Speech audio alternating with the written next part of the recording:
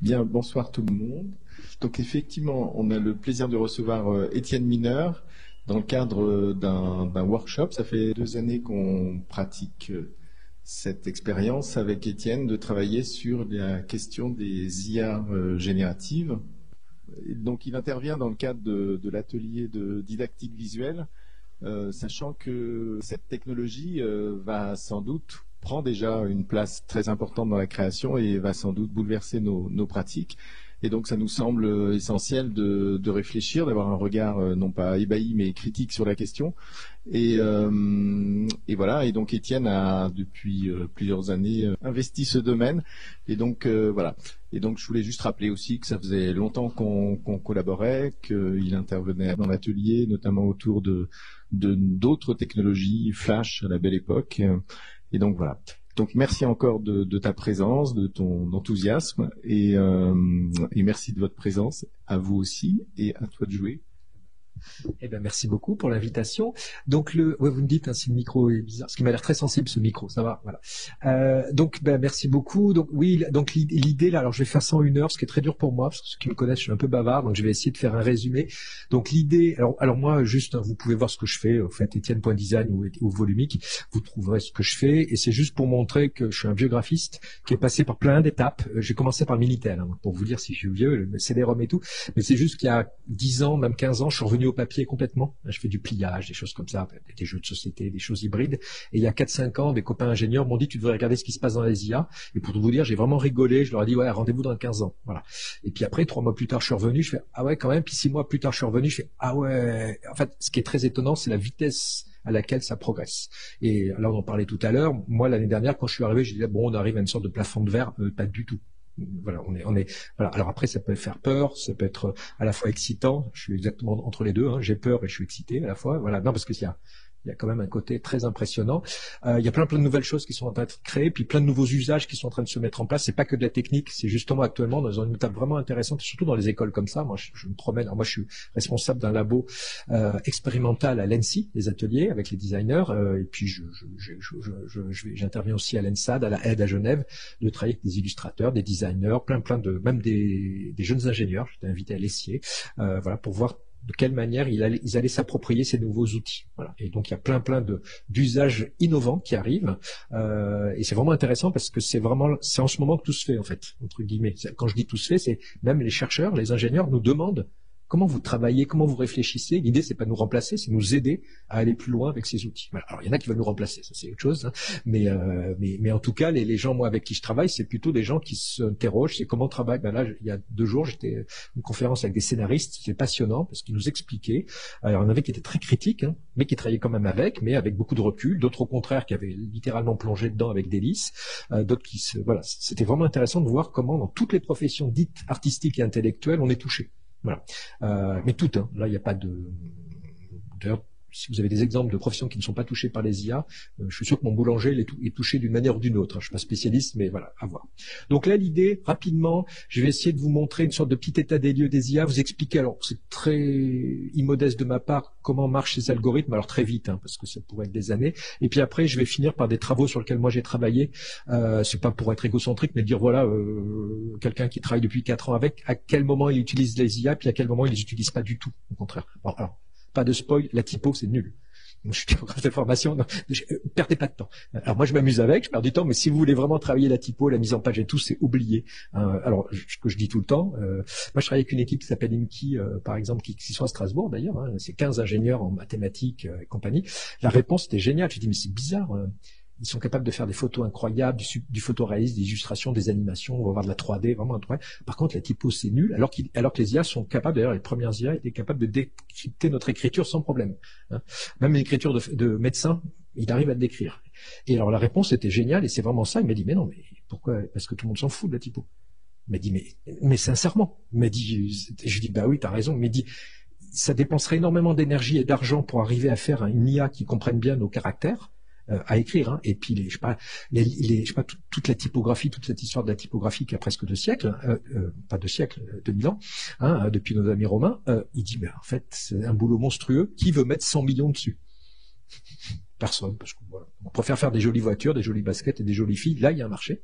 Hein, voilà. Donc c'est vraiment une explication. Hein. C'est vraiment de dire non, on peut tout faire en fait. Il faut juste qu'à un moment donné, on prenne du temps, de l'argent, de mettre à plat un corpus, ça s'appelle un corpus d'entraînement, parce qu'il faut apprendre qu'est-ce que c'est que la typographie à cette IA. Et voilà. Il y a que les Chinois qui y arrivent. Les Chinois ont des IA qui font de la calligraphie chinoise de qualité, parce qu'ils s'y sont intéressés, ils s'y sont. Alors rapidement, une introduction, ça c'était justement pour vous montrer la rapidité à laquelle ça a avancé. Peut-être on peut éteindre juste là, juste pour vous, c'est surtout pour vous, hein, pour les images. En tout cas, là, vous voyez, c'était en 2021. En fait, c'est le contraire qu'il faudrait faire. Parce que là, je vois. Ouais, super. Ouais, c'est mieux quand même. Là, vous voyez, c'est le même, ce qu'on appelle le prompt, ce qui est en orange au-dessus, portrait d'une femme rousse, par exemple. J'ai gardé ce prompt. Voilà, j'en ai plein d'autres, mais celui-là, je l'ai gardé miraculeusement. Je sais pas pourquoi. En 2021, ça donnait ça. Il mettait plus de 20 minutes à 45 minutes pour faire cette horrible image. Ça, c'était en 2022, ça mettait 1 minute. Ça, c'était 20 secondes en 2023. Et l'année dernière, parce que les images que je vous montre ont plus d'un an, ça, c'est 4 secondes ou 5 secondes actuellement. Et on peut l'animer et on peut la mettre en 3D. En plus, maintenant, on peut l'animer beaucoup mieux et surtout, je peux lui faire dire n'importe quoi. C'est ça qui est qui fait encore plus peur. Hein, voilà. Donc là, on peut vraiment faire tout ce genre de choses. Pareil, rapidement, avec ce même portrait, on peut lui dire, là c'était en photoréalisme, mais on a une gamme infinie de styles graphiques, on peut lui appliquer, voilà, on peut lui dire, voilà, style illustration, Y. On peut aussi garder le même style du visage, ça date depuis 6 mois en gros. Ça c'est un des gros problèmes, parce qu'à chaque fois, je vous expliquais pourquoi, à chaque fois qu'on génère une image avec IA, c'est une image qui est unique. Elle est unique. On peut pas refaire la même techniquement. Alors, il y a des systèmes, mais c'est extrêmement compliqué. Et donc en gros, à chaque fois, on n'avait jamais le même visage. Donc les gens qui font du storyboard ou du dessin animé et tout, ils disent ouais, mais c'est pas très utile. À moins de faire un gros mec à moustache avec des lunettes noires et un chapeau rouge. Bon là, on le reconnaît, mais sinon compliqué. Là maintenant, on y arrive. Là pareil. Donc ça, c'est ce qu'on appelle un prompt bien structuré. C'est pas la peine de faire. Donc le prompt, c'est vraiment la phrase qui va déclencher le retour de l'IA. Donc toutes les IA sont classées par texte vers image, par exemple, ou texte vers texte. ChatGPT, c'est texte ou texte vers texte. Il y a texte vers vidéo, texte to voice, ou la voix vers le texte. Voilà. Elles ont toujours une entrée, une sortie. Hein, dans les classifications des IA, quand vous les cherchez, toujours de quel côté je pars d'où et je veux arriver où. Voilà. Donc là, Midjourney, par exemple, il y a, comment dire, sur les images, une des plus perfectionnées, c'est du texte vers l'image. Et vous voyez, ça, c'est ce qu'on appelle un prompt bien structuré. On parle de gros plans, close-up, on dit quel type d'image on veut. Donc là, je veux style photo de studio, le sujet. Donc après, je pourrais décrire bien sûr le visage de cette personne ou de cet homme. Et puis après, le type de lumière et des références historiques. Voilà. Alors, petite précision, quand je parle de références historiques, c'est des références historiques nord-américaines. Ce sont des IA nord-américaines. Par exemple, j'ai testé Midjourney. Alors peut-être que ça s'est amélioré, mais il y a 6 mois, le design graphique, par exemple, s'arrêtait à Alphonse Mucha. Il connaît rien, mais rien du XXe siècle. Alors, on est au courant qu'il y a eu 2-3 trucs au XXe siècle qui sont passés. Rien. Par contre, tous les grands designers et affichistes et que vous voulez américains sont connus. Voilà. Parce que c'est normal. Il y a des bases de données nord-américaines. Et je pense que si vous prenez une base de données, je sais pas, indienne ou japonaise, il va connaître tous les grands graphistes japonais, par exemple, mais pas du tout les Européens. Voilà, ce qui est normal. Donc il faut faire attention à ça. C'est que là actuellement, alors, ça change, mais on utilise des IA nord-américaines, donc ils ont une culture américaine, voilà, canadienne ou états-unienne, on va dire. Pareil, là, ce qui est assez marrant, c'est que là, ça marche bien. Clint Eastwood, pourquoi ça marche bien? J'arrive à le faire tous les âges possibles parce que l'IA a plein de références de Clint Eastwood depuis, je sais pas, l'âge de 16 ans jusqu'à 94 ans, il a des repères. J'avais fait avec Tom Cruise. Tom Cruise, il est impossible de le faire vieux parce que, d'abord, Tom Cruise ne vieillit pas, a priori, mais c'est ça le problème. C'est que Tom Cruise, il a la même tête, je crois qu'il a 60 ans, Tom Cruise, il a la même tête depuis 20 ans. En tout cas, peut-être pas en vrai, mais en tout cas, les images qui sont présentes. Donc, l'IA, quand vous dites Tom Cruise à 90 ans, il fait Tom Cruise comme vous l'imaginez actuellement. On a beaucoup de mal. Alors que, au contraire, Clint Eastwood, où il a assumé son âge de A à Z, l'IA arrive à le faire. Donc ça, c'est juste pour dire le côté un peu bébête de ces intelligences. Pareil, là, je montrais tout à l'heure, à l'ENSI, on essayait de faire des chaises à 3 pieds. Impossible. Pour lui, une chaise, c'est 4 pieds. Donc, on est obligé de dire tabouret à 3 pieds avec un dossier. Voyez, c'est une gymnastique intellectuelle avec les IA, c'est toujours ce genre de choses. Tout à l'heure, là, je sais plus quoi, dans les étudiantes, il y en a une qui a voulu faire c'était quoi, un centaure, c'était compliqué, hein, parce qu'il refuse de faire un homme torse nu ou une femme. Donc il peut pas faire un centaure. Alors que je crois qu'elle est arrivée en disant que tu faisais avec un t-shirt. Et là, ça marchait. Alors bon, c'est très bizarre, un centaure à t-shirt. Mais voilà, donc c'est juste pour vous dire que ce sont des IA qui sont nord-américaines, qui sont censurées. Elles peuvent être complètement non censurées, mais là, elles sont très censurées. Donc, on est en train de naviguer et surtout qui ne se rappelle pas de ce que vous lui avez dit avant. Donc, elle n'a pas de mémoire, contrairement au chat GPT et tout qui se rappelle tout ce que vous lui avez dit avant. Les IA faites pour l'image, c'est à l'instant T. Elles prennent juste ce que vous lui dites. Donc, c'est un peu compliqué de discuter avec quelqu'un qui a une mémoire de poisson rouge. D'accord? Bon, qui prend beaucoup de LSD en plus, et par contre, qui a vu toutes les images du monde. Presque. Bon, donc on est dans un quelque chose. C'est pour ça que la comparaison avec un humain, c'est pas toujours très essentiel. Sinon, c'est autre chose. Voilà, c'est une entité, on va dire autre. Ça, c'est un prompt. Oui, ben voilà, ça continue ce que j'étais en train de dire. Vous voyez, il ne faut pas dire s'il te plaît. Alors, c'est toujours bien d'être poli, mais pour une IA textuelle, c'est important de dire s'il vous plaît, parce que si vous dites s'il vous plaît, merci, il va rentrer dans un imaginaire qui est plus poli, et donc le niveau de lecture et les réponses qu'il va vous donner sera, on va dire, en termes de raffinement, sera plus élevé. Par contre, si vous commencez à l'insulter en lui disant « vas-y, grouille-toi, je veux la réponse », bah, il va aller dans un imaginaire où on parle comme ça, donc dans des forums, dans des Twitter et compagnie. Par contre, dans les trucs pour images, ça sert à rien parce que même ça va le perturber. Vous voyez, s'il te plaît, peux-tu me générer une image d'une girafe avec un cou assez court? Non, il faut juste dire cinématique photographie d'une girafe avec un extrême cou court. Il faut rajouter des extrêmes parce que sinon, il comprend pas les nuances. On est dans un truc, c'est soit, par exemple, quand vous faites un gros plan, vous dites extrême close-up. Voilà. Bon, ça c'est plein de petites astuces. Pareil, vous dites pas comme moi un homme sans cheveux, il comprend pas les négations. Donc il faut dire un homme chauve. Parce que là, si vous dites un homme sans cheveux, il va vous faire un homme avec des cheveux. D'accord? Et il comprend pas les conjugaisons, il comprend pas les finesses. D'ailleurs, vous avez vu là tout à l'heure, ceux qui étaient avec moi, c'est vraiment c'est que des adjectifs et des sujets les uns derrière les autres. Il faut pas trop le perturber. Voilà, ça c'est juste pour bien vous montrer la différence entre ce qu'on appelle les LLM, les systèmes de texte qui sont ultra perfectionnés, qui parlent très bien français. Eux, ils parlent pas bien français. Il faut plutôt parler anglais et mot par mot. Voilà, donc c'est juste pour vous montrer un peu la différence.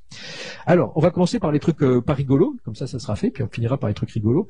Enfin, c'est rigolo, mais vous allez voir pas trop à la fin, c'est les biais algorithmiques. C'est ce que je disais.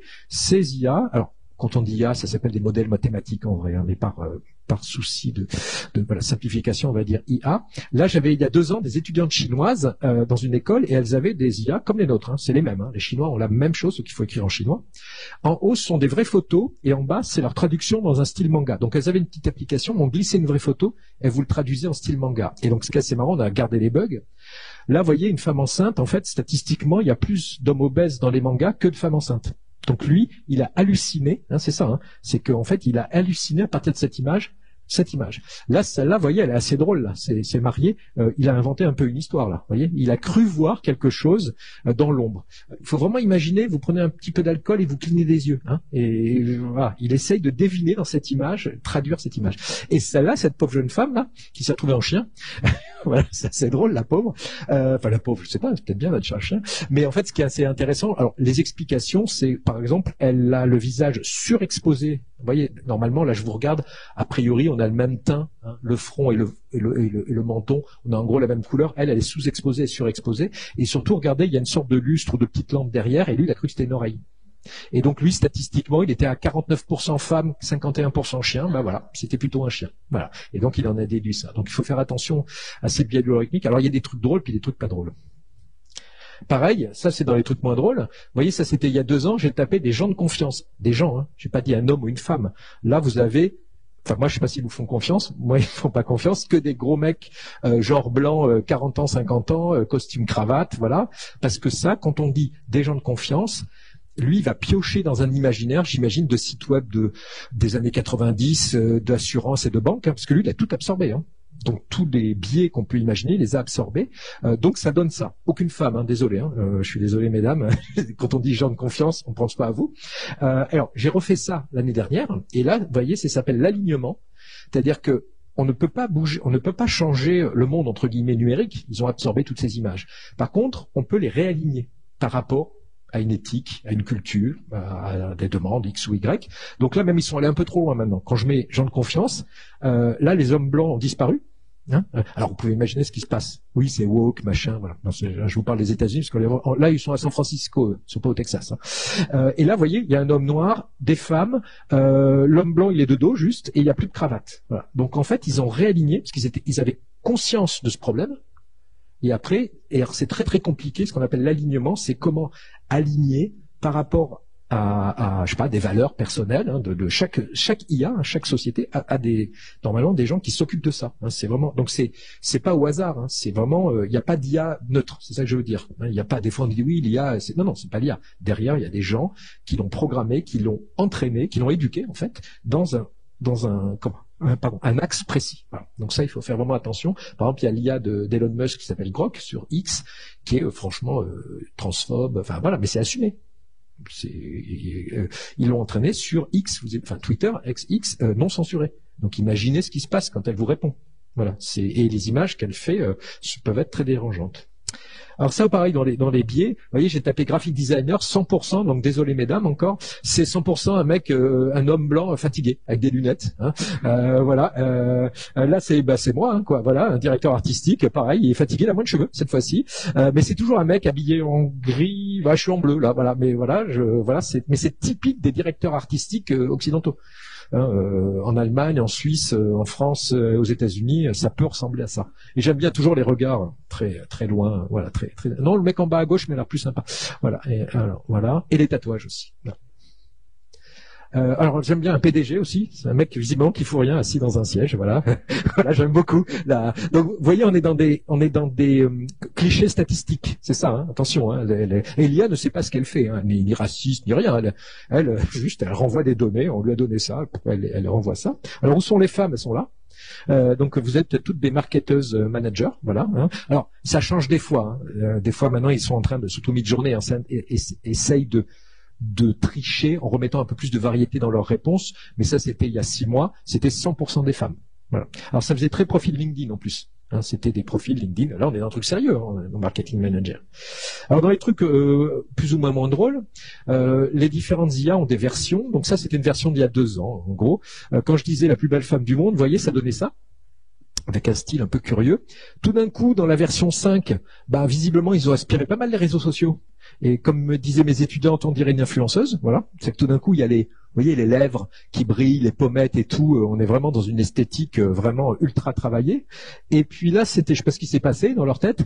Ça, c'est la version 6 qui est assez récente. Vous voyez, dès que vous faites Beautiful Woman, alors là, il y a des fleurs et surtout des taches de rousseur. Alors, toutes les filles ont des taches de rousseur, c'est obligatoire, ou presque.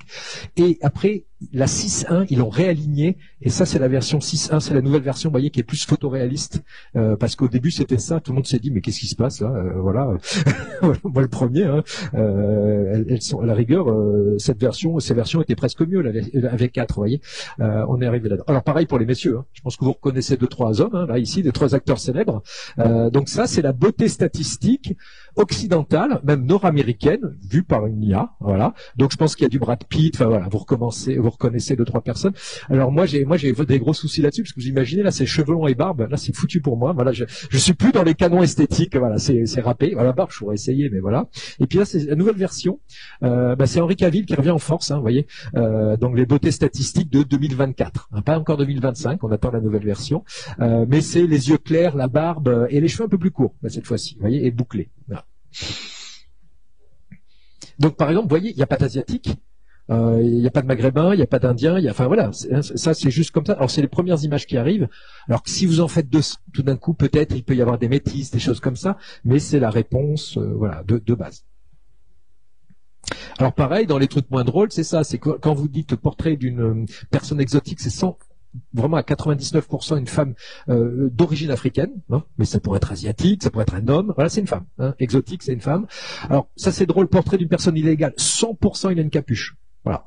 C'est la capuche. Et là, le dernier, il fume en plus. Là, vraiment, c'est horrible. Et puis alors, par contre, encore plus grave, c'est le portrait d'un terroriste. C'est 100% un islamiste, hein, donc il y a ce glissement sémantique entre islamiste et terroriste. Hein. Par contre, il n'y a jamais de gens d'extrême droite, hein, ni de femmes. Et puis là, j'ai retesté là il y a pas longtemps, c'est pareil, hein, c'est lui. Alors l'image est plus définie, mais 100% c'est un barbu qui a pas l'air content. Mais il n'y a jamais de skinhead, par exemple. Il n'y a jamais, enfin par hasard, hein, si vous regardez l'histoire du terrorisme, hein, c'est un peu varié en fait. Hein. Voilà, ça c'est vraiment très très problématique. Ça, c'est plus cool. Celle-là, je pense que vous la connaissez. C'était en 2023, mais elle est super intéressante, celle-là, parce que c'est une image qui a fait le tour du monde.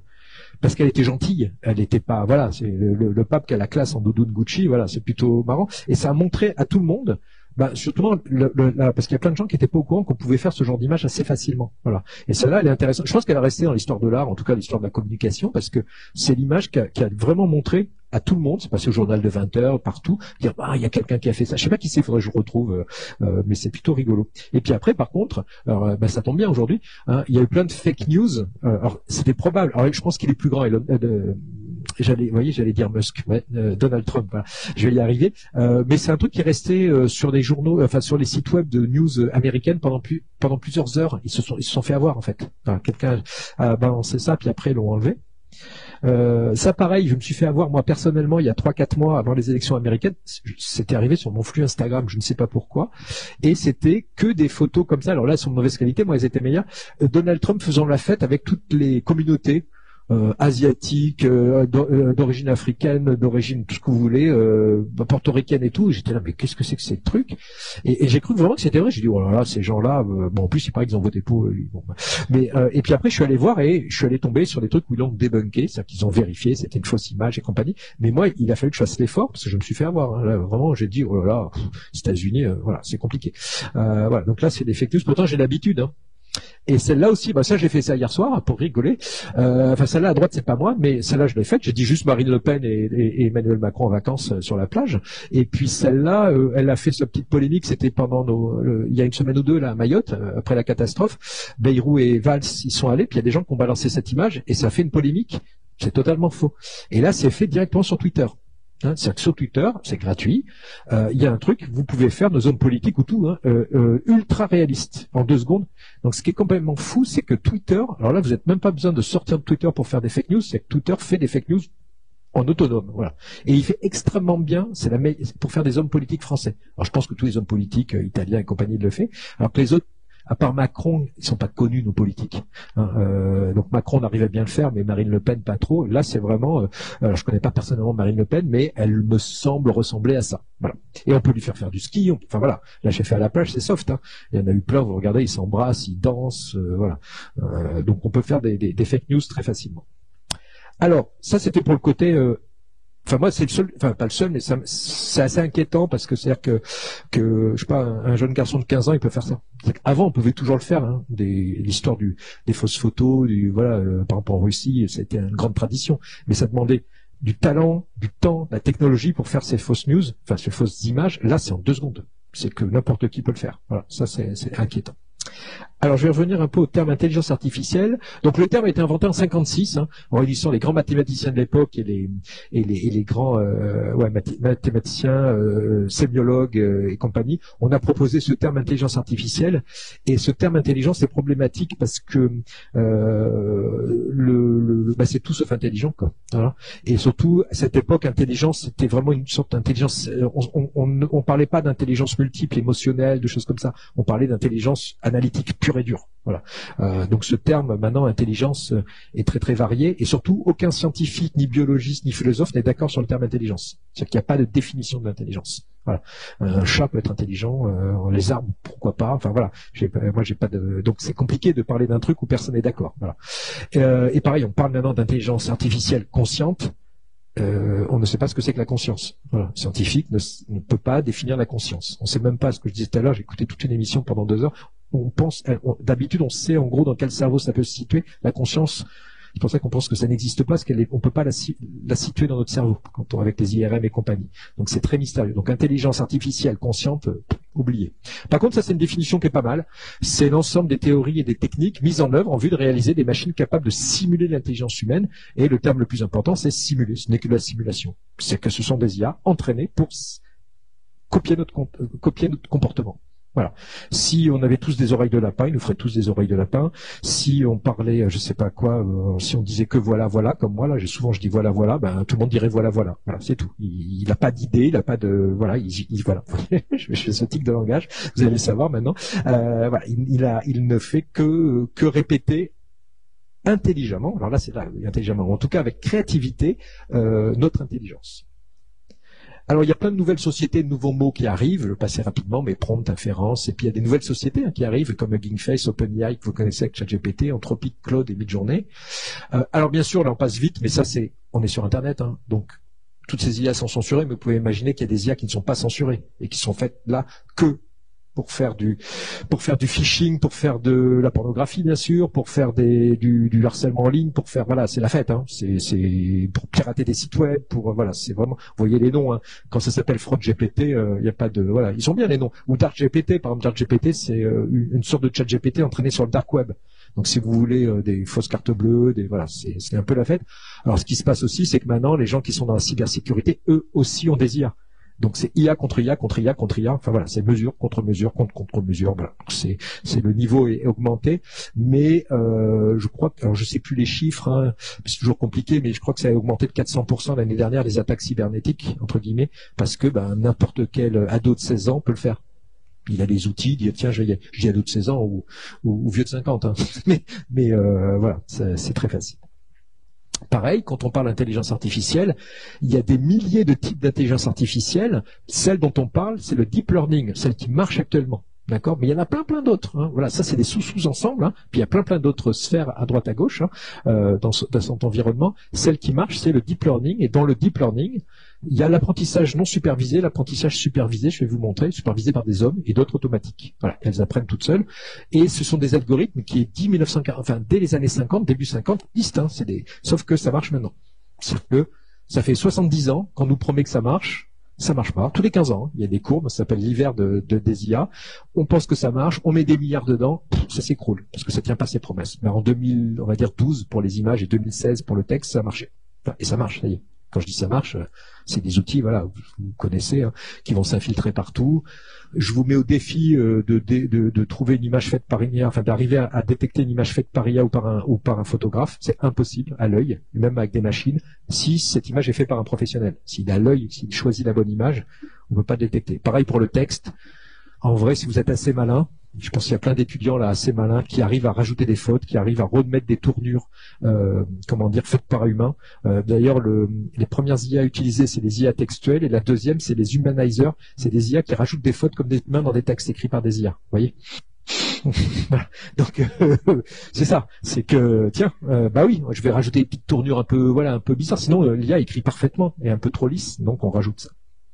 Alors rapidement aussi, pour vous montrer, il y a deux grands types d'IA. Là, je simplifie, mais je ne sais pas s'il y en a qui s'en rappellent, mais il y avait des IA, on va dire, arborescentes, qui, en fait, quand Deep Blue a battu Kasparov aux échecs, en 97, ça a été un choc pour l'humanité. C'est que l'homme le plus intelligent du monde, avec plein de guillemets, le champion du monde d'échecs, se fait battre par une machine. D'ailleurs, je vous conseille, sur Arte, il y a Rematch. Alors, je crois que maintenant, c'est passé sur Canal. C'est une super série qui date juste il y a 6 mois, qui montre en 6 épisodes comment ce match s'est passé. C'est génial parce qu'il vous montre qu'il y avait beaucoup de techniques, mais beaucoup de hacks psychologiques. C'est qu'il y a autant de psychologie que de technique pour battre Kasparov. Voilà. Et c'est une guerre psychologique assez étonnante, et même de son côté. Et à un moment donné, je ne vais pas vous spoiler, mais c'est vrai, tout ce qu'il dit, il arrive à faire cracher la machine, parce qu'il a compris comment marchait l'informatique. Et au contraire, les informaticiens arrivent à le perturber en faisant croire que l'IA a un comportement humain. Voilà, et il est déstabilisé. Voilà, c'est vraiment super intéressant. Mais on s'est tous rassurés en se disant, ok, il s'est fait battre, mais il y a un jeu beaucoup plus compliqué que les échecs, ça s'appelle le Go, et jamais personne, aucun ordinateur dans l'histoire de l'humanité pourra battre un humain au Go, parce que le Go est tellement complexe que c'est surtout l'intuition à très très haut niveau. Ce qui fait la différence, c'est l'intuition. On peut pas tout prévoir. Voilà. Bon voilà, raté en 2016. Lee Sedol se fait battre. Mais là où c'est intéressant, c'est que Lee Sedol, champion du monde de Go, se fait battre par des stratégies qu'il n'avait jamais vues avant. C'est là où il y a eu un changement en 2016. C'est-à-dire que Kasparov a perdu, il sait pourquoi. À tel moment, il a fait une erreur de fatigue, d'inattention. Ils connaissent toutes les parties par cœur du monde entier. L'IA aussi, elle n'a fait aucune erreur. Mais là, il a été battu par une stratégie extraterrestre, jamais vue. Et il s'est fait battre. Et ce qui s'est passé, Voilà, alors, je vous montre comment ça marche. Deep Blue, c'est un système expert, un système de recherche arborescente. Donc en gros, on lui donne la règle plus un énorme corpus, c'est-à-dire qu'il connaît les 700 000 plus grandes parties, toutes les ouvertures, voilà, les 4000 ouvertures, il calcule 200 millions de positions par seconde, donc c'est vraiment entre guillemets en force. AlphaGo, c'est le contraire. Il a aucune donnée extérieure, jamais. On lui a pas donné de partie, on lui donne juste les règles, et on l'a laissé, et vous voyez le calcul, 80 000 positions par seconde, pas énorme par rapport à l'autre, et par contre il s'est entraîné pendant 2 semaines, il a fait 150 millions de parties contre lui-même. Et en faisant 150 millions de parties par lui-même, de l'intelligence a émergé, et justement, comme il ne connaissait pas les stratégies humaines, alors il a découvert toutes les stratégies humaines, mais plus d'autres. Voilà, parce que quand vous faites 150 millions de parties, alors notre vie, a priori, même réunis tous, je suis pas sûr qu'on ait le temps, hein. C'est ce que disait une étudiante tout à l'heure, c'est que la différence, c'est qu'on n'est pas dans le même espace-temps. C'est que tout d'un coup, une IA peut faire 100 000 parties en 10 minutes. Nous, ça va être compliqué. Même si le jeu est court, hein, ça va être compliqué. Et donc, ce qui s'est passé, c'est en explorant le jeu de manière totalement indépendante, AlphaGo Zero a redécouvert certaines stratégies humaines, mais il en a surtout inventé de nouvelles qui étaient auparavant totalement inconnues par les humains.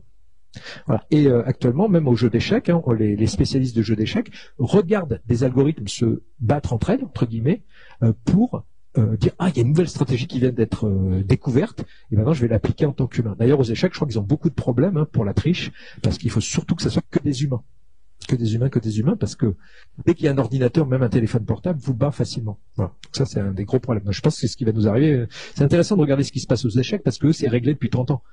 C'est-à-dire que un grand joueur d'échecs, c'est ridicule de jouer contre une machine. Ça ne sert à rien.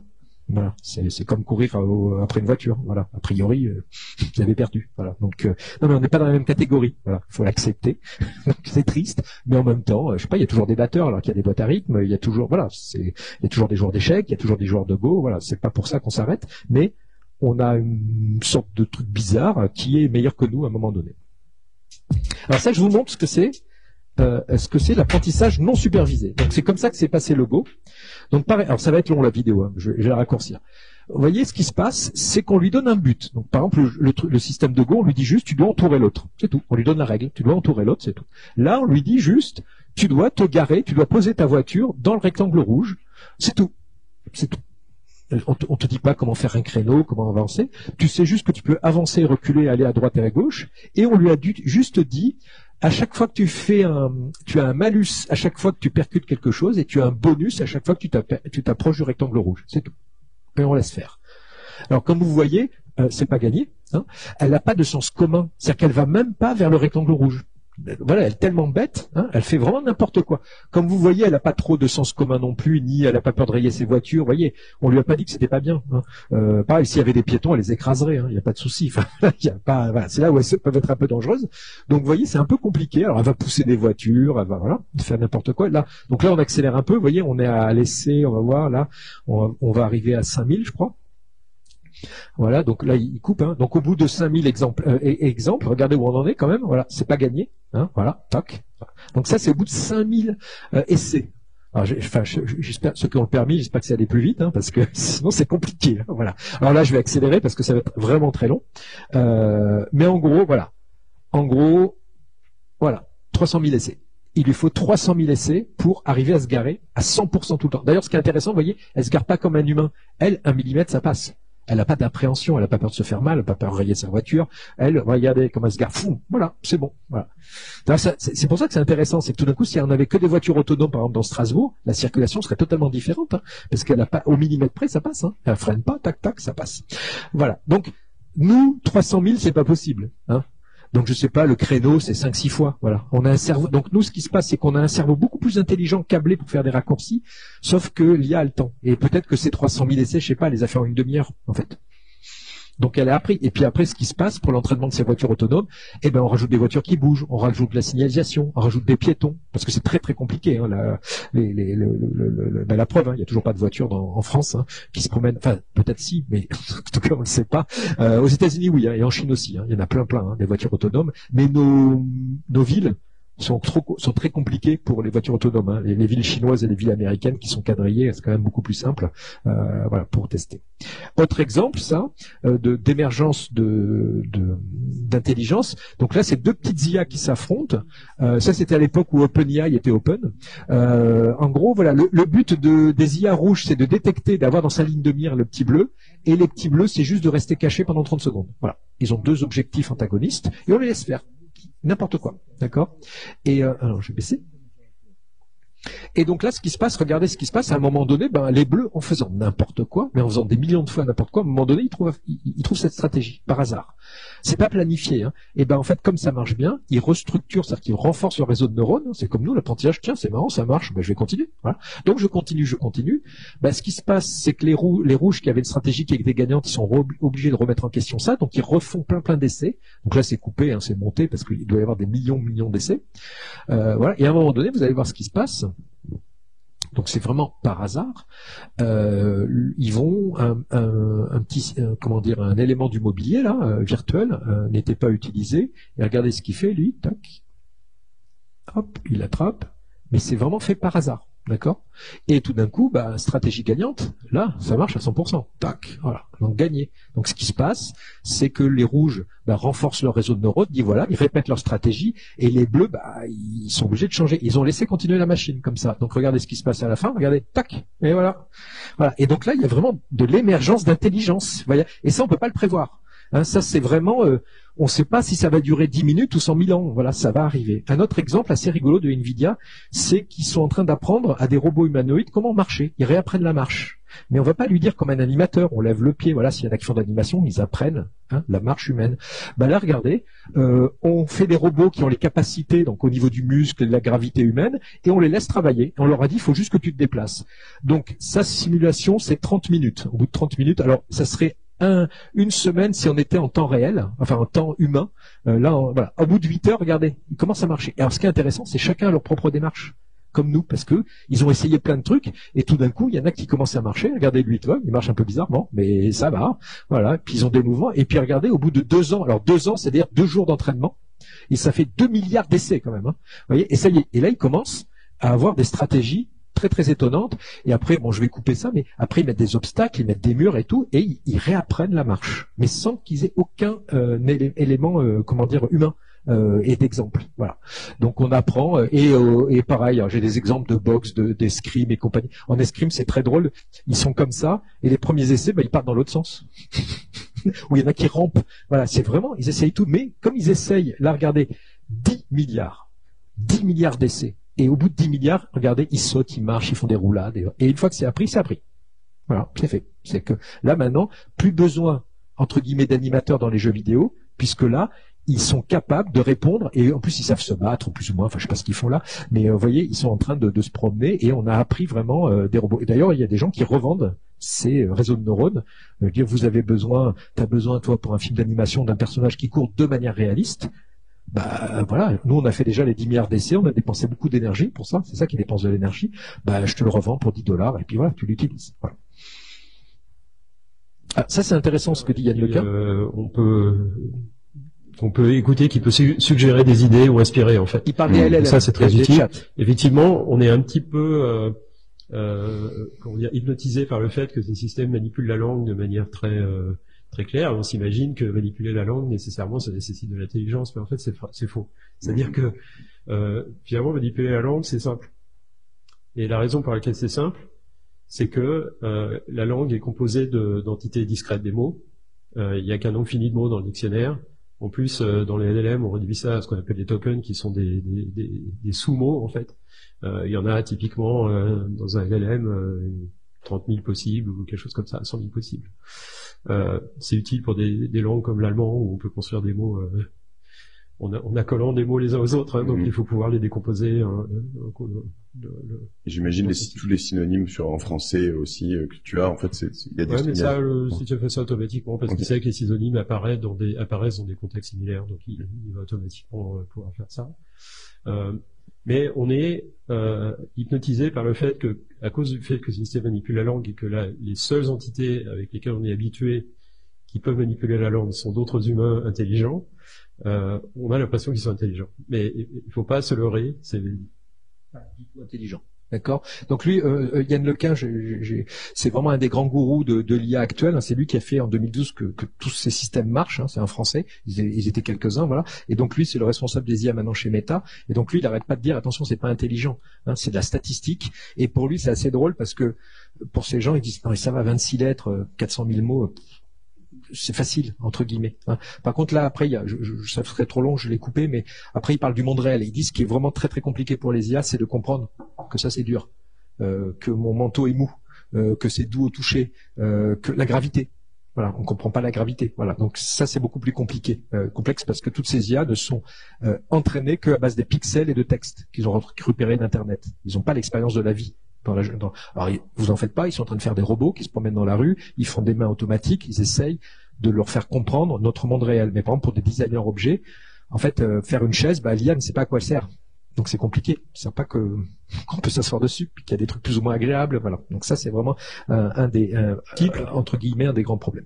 Alors rapidement, là, je vais passer ce que je viens de voir l'heure, c'est que à un moment donné, en 2016, on était dans les IA de détection, d'équipement, reconnaissance de face, reconnaissance de texte, des trucs comme ça. On n'était pas encore dans les IA génératives. Et il y a vraiment quelqu'un qui a demandé, mais à quoi ressemble un chat pour toi? C'est-à-dire qu'on avait des IA qui reconnaissaient des chats, des chiens, des trucs comme ça, mais c'était de la détection. Puis personne n'avait pensé à inverser. Donc, au lieu de faire du image to texte, il a fait du texte to image. Et en fait, vous voyez ce que ça demandait? Il a demandé à une IA. Alors, quand je dis demander, il a demandé aux mathématiciens d'inverser le programme informatique, ce qui ne doit pas être l'algorithme, hein, ça doit être un peu compliqué. Et en fait, ça donnait ça. Ça, c'est les premières images de chats. Alors, vous voyez, ils sont bizarres, hein, c'est des chats en 2016, mais on reconnaît quand même, c'est un pattern de chat. C'est-à-dire qu'on voit, ça, c'est la manière dont une IA voit un chat. Et ça y est, là, on rentre dans un nouveau domaine, surtout qui nous intéresse plus, on est dans le génératif. C'est-à-dire que tout d'un coup, les IA ne sont pas dans la détection, elles sont dans le génératif. Et c'est la même année hein, où Lycédol s'est fait battre au Go. Hein. C'est vraiment 2016, c'est vraiment là où ça a marché dans les labos de recherche. Bon là rapidement, et justement en 2020, dans notre domaine, dans le domaine de l'image, on était bloqué dans des IA qui ne savaient faire par exemple que des chats ou que des visages, et en 2020 il y a eu un papier donc de chercheurs pas de Stanford, de Berkeley qui ont montré les systèmes de diffusion. Je vous montre rapidement parce que c'est très important dans la manière dont sont créées les images. Vous voyez, c'est 2020, c'est juin 2020, c'est très très proche en fait, et il y a eu un nouveau système d'algorithme, donc je vous le montre en 2 secondes. Bon là je vais vite là-dessus. On a entraîné des intelligences artificielles, donc on a une vraie photo, une vraie image, une vraie illustration, à débruiter une image. C'est-à-dire qu'on a bruité, vous voyez, bruiter, c'est des petits pixels aléatoires dans une image, et des fois il y a des algorithmes dans Photoshop qui débruitent, hein, c'est connu pour enlever le grain. Donc on a bruité volontairement des images à 5%, on lui a demandé de débruiter, puis on a dit, est-ce que c'est bon ou pas le résultat? Oui ou non? Oui ou non? Alors, des milliards de fois, mais il s'est entraîné sur plein d'images. Et petit à petit, on a bruité à 20%, 30%, 40% et 100%. 100%, c'est ridicule. C'est-à-dire que 100%, c'est une bouillie de pixels, il n'y a rien du tout. C'est-à-dire que c'est complètement aléatoire, mais lui, il ne sait pas. Et donc après, on lui dit, ça c'est la phase d'apprentissage, et après, la phase d'inférence, c'est quand vous tapez votre truc, je veux un petit chat, lui, on lui donne une image 100% bruitée, comme il a été entraîné à débruiter, on lui dit là-dedans, tu te débrouilles, il y a un chat. Mais moi, vous me le dites ou je vous le donne, vous allez dire, non, c'est une image complètement aléatoire. En fait, potentiellement, il y a toutes les images, mais il n'y en a aucune. Voilà. Mais lui, il le sait pas. Et donc, lui, comme il a été entraîné à débruiter, là-dedans, il hallucine, c'est vraiment le terme technique, il hallucine un chat. D'accord? Là, je vais vous montrer en temps réel ce que ça donne. C'était une IA que j'avais installée sur ma machine. Donc, on a toujours le prompt, le texte et le seed, ce qu'ils appellent la graine, une image bruitée, et il va décoder et halluciner à partir de ça et ça, des images de chats, ou ce que vous voulez. Et ça donne ça. Vous voyez, ça c'est vraiment en 2022 sur ma machine, là j'ai capturé, voilà l'image bruitée de base, et je lui dis un chat dans les rues de New York. Ça c'est en temps réel, hein, donc maintenant c'est 4 secondes, on le voit même pas, ça arrive très vite. Mais vous allez voir, je pense que vous allez halluciner comme vous, hein, ou essayer de voir, à un moment donné, vous allez voir apparaître en clignant des yeux un chat. Hein, et dans votre imaginaire, vous savez à quoi ressemble un chat noir, vous savez à quoi ressemble statistiquement une rue, et petit à petit, vous allez voir apparaître, je pense que vous commencez à voir apparaître l'image, alors moi je la connais, c'est facile, hein, quand vous le connaissez d'avance, mais je pense que vous voyez apparaître un chat noir, voilà, qui apparaît. Cette vidéo, je la garde précieusement parce qu'on peut plus le faire maintenant, c'est trop rapide. Voilà, voilà. Donc ça mettait 1 minute ou 2. Et là, tout d'un coup, alors l'image est pas terrible, hein, c'est une image d'il y a 2 ans. Vous allez voir le photoréalisme de fou.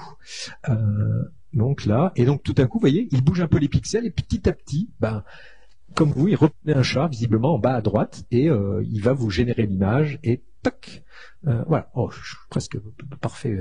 Alors voilà, le chat est bizarre, hein, il a une drôle de position, mais c'est une sorte de chat dans la rue, vous voyez. Donc vraiment, c'est ça le processus qui est complètement nouveau. On part d'une image bruitée, c'est le système de diffusion qui est tout nouveau, et à partir de ces diffusions, on arrive à générer des images. Donc ça rappelle un peu cette image bruitée, par exemple les 100 000 milliards de poèmes, c'est-à-dire qu'on a un potentiel immense dans toutes ces images, hein, et puis ça utilise une caractéristique humaine, ça ce sont des vraies photos, qui s'appelle la pareidolie. C'est notre faculté à projeter du sens dans quelque chose qui n'en a pas, ou qui a un autre sens. Vous savez, on est capable, nous, dans les nuages, dans une tache d'encre, si je vous dis, tiens, regarde, on dirait un lapin, au début, tu vas me dire, bof, non, puis tout d'un coup, si, regarde l'oreille, et là, dès que tu vois l'oreille, ou je sais pas, le museau, tu dis, ah oui, ça y est. Hein, et c'est cette faculté qui est typiquement humaine, qu'on croyait typiquement humaine, qui est utilisée dans les IA. Moi, j'aurais trop aimé faire la photo en haut à gauche, là, le petit nounours. C'est un vrai nuage, hein, ce sont des vraies photos. Et alors, c'est marrant, là, c'est ce qu'on a aussi, Michel-Ange disait la même chose. Donc, j'ai vu l'ange dans le marbre, je l'ai sculpté jusqu'à ce que je le libère. Et c'est intéressant parce que pendant la Renaissance, donc par exemple ici, dans le Louvre, par exemple, au musée du Louvre, c'est un musée qui a, vous voyez, ils en ont caché plein, vous voyez, un visage dans les nuages. Ici, c'est des exercices, c'est donc la couverture d'Utopia de Thomas More, c'est un cerveau, en fait. Là, vous la voyez de loin, mais c'est un petit tableau quand vous le voyez en vrai. Hein, donc c'est une femme allongée. Là, je sais pas si vous le voyez, hein, un homme aussi. Hein, dès que vous voyez son oreille ou son nez ou son menton, tac, vous voyez un visage. Et c'est quelque chose qui était beaucoup utilisé pendant la Renaissance pour entraîner les artistes pour leur imagination. C'est-à-dire que d'arriver à s'entraîner à, je pense que Freud n'était pas encore arrivé, mais je pense que c'était un peu des techniques ou des tests de Rorschach, hein, d'arriver dans des taches d'encre et tout à détecter des choses pour pour booster l'imagination. Alors rapidement, ce que je vous ai montré c'est rigolo, mais ça dépense l'entraînement, pas la génération trop, mais l'entraînement dépense énormément d'énergie. Par exemple, Midjourney, la version 5 à la version 6, c'est 9 mois de calcul sur d'énormes serveurs d'Amazon. Donc là, c'est des millions, centaines de millions, voire des milliards, ça coûte. Donc c'est pour ça que il y en a très très peu qui se lancent là-dedans. Hein. C'est des GAFAM, hein. C'est Microsoft, même Apple, il va pas, vous voyez, hein, parce que je sais pas ce qui s'est passé chez Apple, mais bon, bref, ils ont tout raté là-dessus. Mais en tout cas, il y a que les gros, très gros. Puis OpenAI qui était une petite boîte, mais qui, je sais pas, sont valorisés 1000 milliards ou 100 000, enfin, je sais pas les chiffres, hein, mais c'est des sommes absolument délirante parce qu'il faut énormément d'énergie. Et là, juste pour vous dire, Microsoft, ils sont franchement en train de racheter, on est aux États-Unis, hein, c'est privé, on est sous Trump, des centrales nucléaires. Voilà. Et Google fait la même chose. Alors eux, c'est plus mignon, c'est des mini-réacteurs nucléaires. Voilà. Ils sont à fond dans le nucléaire hein, parce que en fait, ils cherchent de l'énergie décarbonée.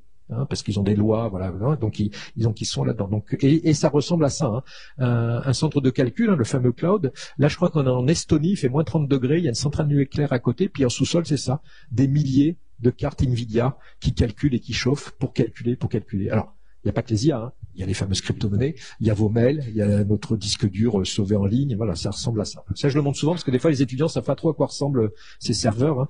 Hein. C'est vraiment des usines et tout. Aspect juridique, je vais vite parce que je viens de voir l'heure.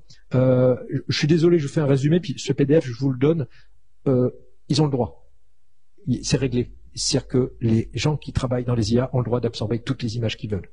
Voilà, c'est simple. Alors, attention, toutes les images qui sont trouvables gratuitement sur le net. Voilà.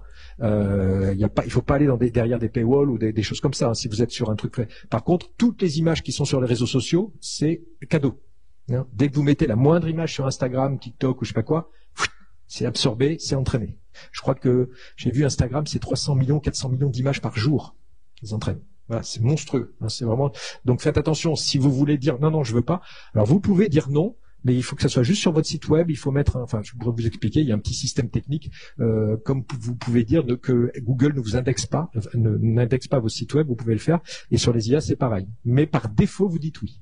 Voilà. C'est une loi européenne qui est encore aux États-Unis, ils avaient plus ou moins le droit, mais la loi européenne qui a été votée en 2019 permet de le faire. C'est pour ça qu'il n'y a aucun procès en Europe. Voilà. Fin de la discussion, on pourra en parler plus tard, mais là-dessus, je vous donne ça parce que je viens de voir l'heure. Alors les outils actuels, on en a plein. Ça, c'est des outils principaux, texte et images. Ça, c'est des outils qu'utilisent souvent mes étudiants. Hein. Donc, pareil, je vous donnerai le PDF, hein, Midjourney, Viscom, Créa. Chacun, en ce moment, au niveau image, c'est assez stabilisé. Maintenant, la fête, elle est là. Et dans la 3D, c'est-à-dire que la nouvelle frontière, c'est vraiment l'animation et la 3D, c'est là où cette année, il va y avoir des progrès énormes. Et les progrès sont liés aux algorithmes chinois. Mais vraiment, les Chinois sont arrivés l'année dernière et ils balayent tout dans la 3D et l'animation. Alors il y a Renoé qui est encore américain, mais tout ça c'est des trucs chinois qui sont extrêmement performants. Voilà, parce que les Américains disent on est très bon et tout. Les Chinois sont extrêmement forts là-dedans. C'est vraiment une guerre en ce moment là-dessus. Voilà. Juste aussi pour vous dire, ça c'est Hugging Face, c'est un site qui recense et qui collecte toutes les IA disponibles en open source. Vous pouvez télécharger, essayer gratuitement. Hier, il y en avait 1 303 534. Il n'y en a pas 10, 20, 30, 100 000. Il y en a 1 million. Il y en a 10 000 par semaine qui arrivent. Alors attention, il y a des IA pour la médecine, des IA pour les mathématiques, des IA pour tout. Je pense que, mais dans notre domaine, je sais pas, il doit y en avoir 100 000. Voilà. Mais quand même. Il y en a énormément. Et comme c'est en open source, chacun a le droit de voir le code source et d'améliorer. Et donc, ça avance très, très vite. Ça, c'est les outils. Dorénavant, on n'a plus besoin de prompter, en fait. On peut prompter, mais aussi on peut dessiner. Donc là, par exemple, juste un exemple, quelqu'un avec qui j'ai travaillé, Mathieu Meyer, ça c'était juste un petit dessin, puis il a juste prompté un lipstick, un rouge à lèvres et une barrette de chocolat. Mais vous voyez, ça correspond bien à son dessin. C'est là où c'est intéressant, c'est que dorénavant, là, depuis cette année ou l'année dernière, on peut dessiner, mettre des photos, donc tout d'un coup on communique avec ces IA, non pas que par le texte, mais aussi par l'image. Et c'est là où au niveau des droits d'auteur, il n'y a plus trop de soucis, c'est-à-dire qu'il y a toujours un souci, est-ce que moi, l'image que je crée avec une IA, à qui elle appartient? Par défaut, elle est en open source, mais maintenant vous pouvez réclamer des droits parce que vous partez de votre dessin. Et donc là, il n'y a plus de questions à se poser avec un juge, c'est, bah oui, vous êtes parti là-dessus de votre dessin, donc là, il n'y a pas de problème. Pareil, on peut donner des images de référence. Ça, c'est une vraie image à gauche et après, on peut lui dire, bah, tu dessines comme ça. Bon, là, je vais assez vite. Je l'ai montré ce matin, donc c'est pour ça. Ça, par exemple, c'est un croquis à gauche et puis à droite, c'est généré en 4 secondes. Et puis, vous pouvez dire vraiment en 20 secondes, tu peux me l'animer. Pour les architectes ou des choses comme ça, tu peux me faire un mouvement comme ça. Alors c'est plus compliqué quand il y a des humains, mais en tout cas pour tout ce qui est architecture, design, packshot, voilà, dans les agences, vous pouvez imaginer pour les appels d'offres et tout, ça change totalement, parce que tout d'un coup c'est des choses qui sont longues à faire, c'est compliqué, puis surtout vous pouvez faire plein de variations. Si tout d'un coup je dis je la voudrais bleue, je voudrais enlever le sol, je sais pas quoi, je voudrais faire 3 étages, ben en fait c'est fait très rapidement. Donc ce sont des outils qui sont là qui sont vraiment rentrés dans le ça y est, dans la prod, moi depuis l'année dernière, c'est bon. Les agences, les pros l'utilisent tout le temps, plutôt en amont. Pas du tout pour le résultat final, mais en amont, même en recherche en bon français, comment on appelle ça, du brainstorming, enfin l'idéation. Je sais pas si ça se dit, mais c'est bien. Là, je vais vous montrer ça. C'est Créa. C'est un outil d'IA qui est étonnant parce que lui il fait du temps réel. Donc à gauche, vous faites n'importe quoi et à droite, il essaye de reproduire ce que vous faites avec les critères que vous lui avez donnés. Voilà. Donc là, je suis en train de faire. Voilà, je génère une rose, je la détourne automatiquement et donc en gros. Là, c'est mon ref, et là, je redemande à l'IA de le redessiner dans le style que je veux. Donc là, c'est bien kitsch, mais alors, vous voyez, il est toujours aussi nul en typo, par contre. Voilà, mais vous allez voir, la suite est assez intéressante. Hop. Voilà, là, celle-là, elle est assez marrante parce que aussi, il gère la 3D. Là, il fait des personnages. Voilà. Il gère une porte. Alors, on est très Heroic Fantasy. On est dans les IA. Là, c'est. Voilà. Là, regardez, il fait ça. Hop, il colle cette image, il met ça. Celle-là, ça va faire son fond. Donc, c'est vraiment en temps réel, ça. Et à droite, l'IA interprète ce que vous voyez, hallucine en temps réel ce que vous lui avez donné. Vous voyez, il le fait en 3D. Hop. Là, comme ça, vous trouvez l'angle exact. Hop, mon petit personnage le détourne. Hop, je le mets là. Voilà. Et donc, petit à petit, vous structurez. Et là, c'est intéressant parce que si c'était juste par texte, c'est très, très dur à contrôler. Là, vous contrôlez au pixel près, même la rotation, les choses comme ça, voilà, pour arriver à un style très précis. Et surtout, là, les images de référence, le style graphique, vous auriez pu mettre une illustration à vous, en amont. Dire, voilà, je veux que tu dessines comme ça. Voilà. Donc on a des outils. Et là on est en début 2025. Imaginez en 28. Enfin je sais pas. Ça va très très vite. Là pareil, la 3D. Nos amis chinois avec Tripo, ça c'est un dessin fait. Voilà. Et puis l'attaque c'est devenu comme ça. Voilà. C'est un modèle 3D qui est utilisable. C'est-à-dire que là ils améliorent vraiment ce qu'on appelle le mesh, la structure du modèle, qui commence à être utilisable. Avant c'était un peu compliqué, mais maintenant ça marche bien. Là c'est Sora, c'est pour les vidéos, donc on peut faire ça. Ça je l'aime beaucoup, c'est pour vous montrer que malgré la perfection du réalisme, vous voyez il y a un petit problème avec la gravité. Regardez, et regardez aussi la canne du monsieur à droite. Vous voyez là, elle vole, mais c'est pas fait exprès. C'est que tout d'un coup, elle sait pas qu'une chaise ne vole pas. Voilà, voilà. Il sait que les humains sont plutôt au sol, mais vous voyez, c'est un peu bizarre. Voilà, donc ça fait des trucs comme ça. Bon, ça je passe vite. Ça c'est une IA. Donc ça c'est les Jeux Olympiques vus par une IA. Donc c'est juste pour montrer que c'est pas gagné encore. Hein, voilà. C'est un peu dérangeant, vous allez voir. C'est assez drôle. Mais vous voyez, il a compris qu'il y avait des barres, des poutres, des barres. Voilà. Mais par contre, les humains, il a du mal à comprendre le mouvement. Voilà, de ces gymnastes. Voilà. Donc là, on est limite art contemporain. Hein. Hop, ça disparaît, la pauvre. Et ça, c'est le Tour de France vu par une IA aussi. La qualité est pas terrible, vous voyez. Tac. Oh là, je viens de voir l'heure. Eh ben, je vais plus qu'accélérer. Voilà. Donc vous avez vu, c'est compliqué. Et là, pareil, vous voyez, la route, il la continue pas. Voilà. Il est bête. Même un enfant de 4 ans aurait continué la route. Hein, vous voyez. C'est juste pour vous montrer que c'est pas tout à fait gagné. Par contre, c'est assez fort pour les personnages, les animer d'une manière réaliste. Vous pouvez lui mettre un fichier vidéo pour le faire parler. Ça, c'est assez fort. Et pareil, juste pour finir là-dessus, sur les outils, il y a du transfert de style. Vous prenez une vraie vidéo, là, à gauche, en haut à gauche, c'est une vraie vidéo. Et puis, je lui dis, bah, tu me le fais de style pâte à modeler, style juste en noir et blanc ou en 3 couleurs. Donc, il vous reprend exactement le mouvement. Donc, ça, en dessin animé, ce sont des outils qui sont extrêmement performants. Là, pareil, c'est une étudiante là à Bordeaux. Vous voyez, elle a fait son croquis à gauche. Elle m'a généré une image. Après, elle l'a fait en 3D, c'était pas terrible, mais par contre, en animation, ça marchait pas mal. Et là, c'était juste une sorte de storyboard, juste pour montrer ce qu'on pouvait faire, des moodboards, plutôt des planches de style en français, juste pour dire, tiens, mon dessin animé, ça serait bien qu'il fasse comme ça. Donc, ça lui permet, en fait, ça démocratise plein de techniques. En fait, d'un coup, je suis pas le plus grand animateur du monde, mais je peux faire une petite animation pour montrer à d'autres animateurs est-ce que c'est possible ou pas, est-ce qu'on peut continuer dans cette direction ou pas. Ça, c'est des outils très impressionnants ça c'est Focal, ML. Ça vous fait des films. Ça vous faites un script par texte. Il va vous générer des images. Vous faites comme un système de montage. En fait, vous faites le montage par texte. Vous avez les personnages et vous allez les animer en plus. Alors là, d'une manière réaliste ou dessin animé. Ça, c'est vraiment un truc assez impressionnant. C'est une sorte de Premiere ou de Final Cut. Sauf qu'au lieu d'avoir des images, vous tapez du texte. Et puis, donc, il vous génère des images et puis vous dites, ben là, je crois qu'il y avait Eva et Étienne. J'ai dessiné mes caractères, c'est-à-dire Étienne il ressemble à ça, Eva il ressemble à ça, et voilà ce qui se passe. Voilà, ça c'est des outils extrêmement impressionnants. Ça, pareil, c'est des outils là qui sont pour l'instant en open source qui viennent d'arriver. C'est Manga Ninja. Je sais pas si vous l'avez fait, mais la colorisation c'est très très long de dessins animés ou de même d'images fixes. Ben là, en fait, vous donnez un modèle, vous voyez, à gauche. Voilà, c'est le résultat, mais voilà, hop, vous donnez une référence d'image, voilà, et après, il détecte, à chaque fois qu'il repère ce personnage, il le colorie automatiquement. Voilà. Donc ça, c'est vraiment impressionnant, parce que c'est un temps énorme, ça, dans le dessin animé traditionnel ou la BD, c'est très très long. Alors, a priori, ça marche vraiment, surtout pour les mangas.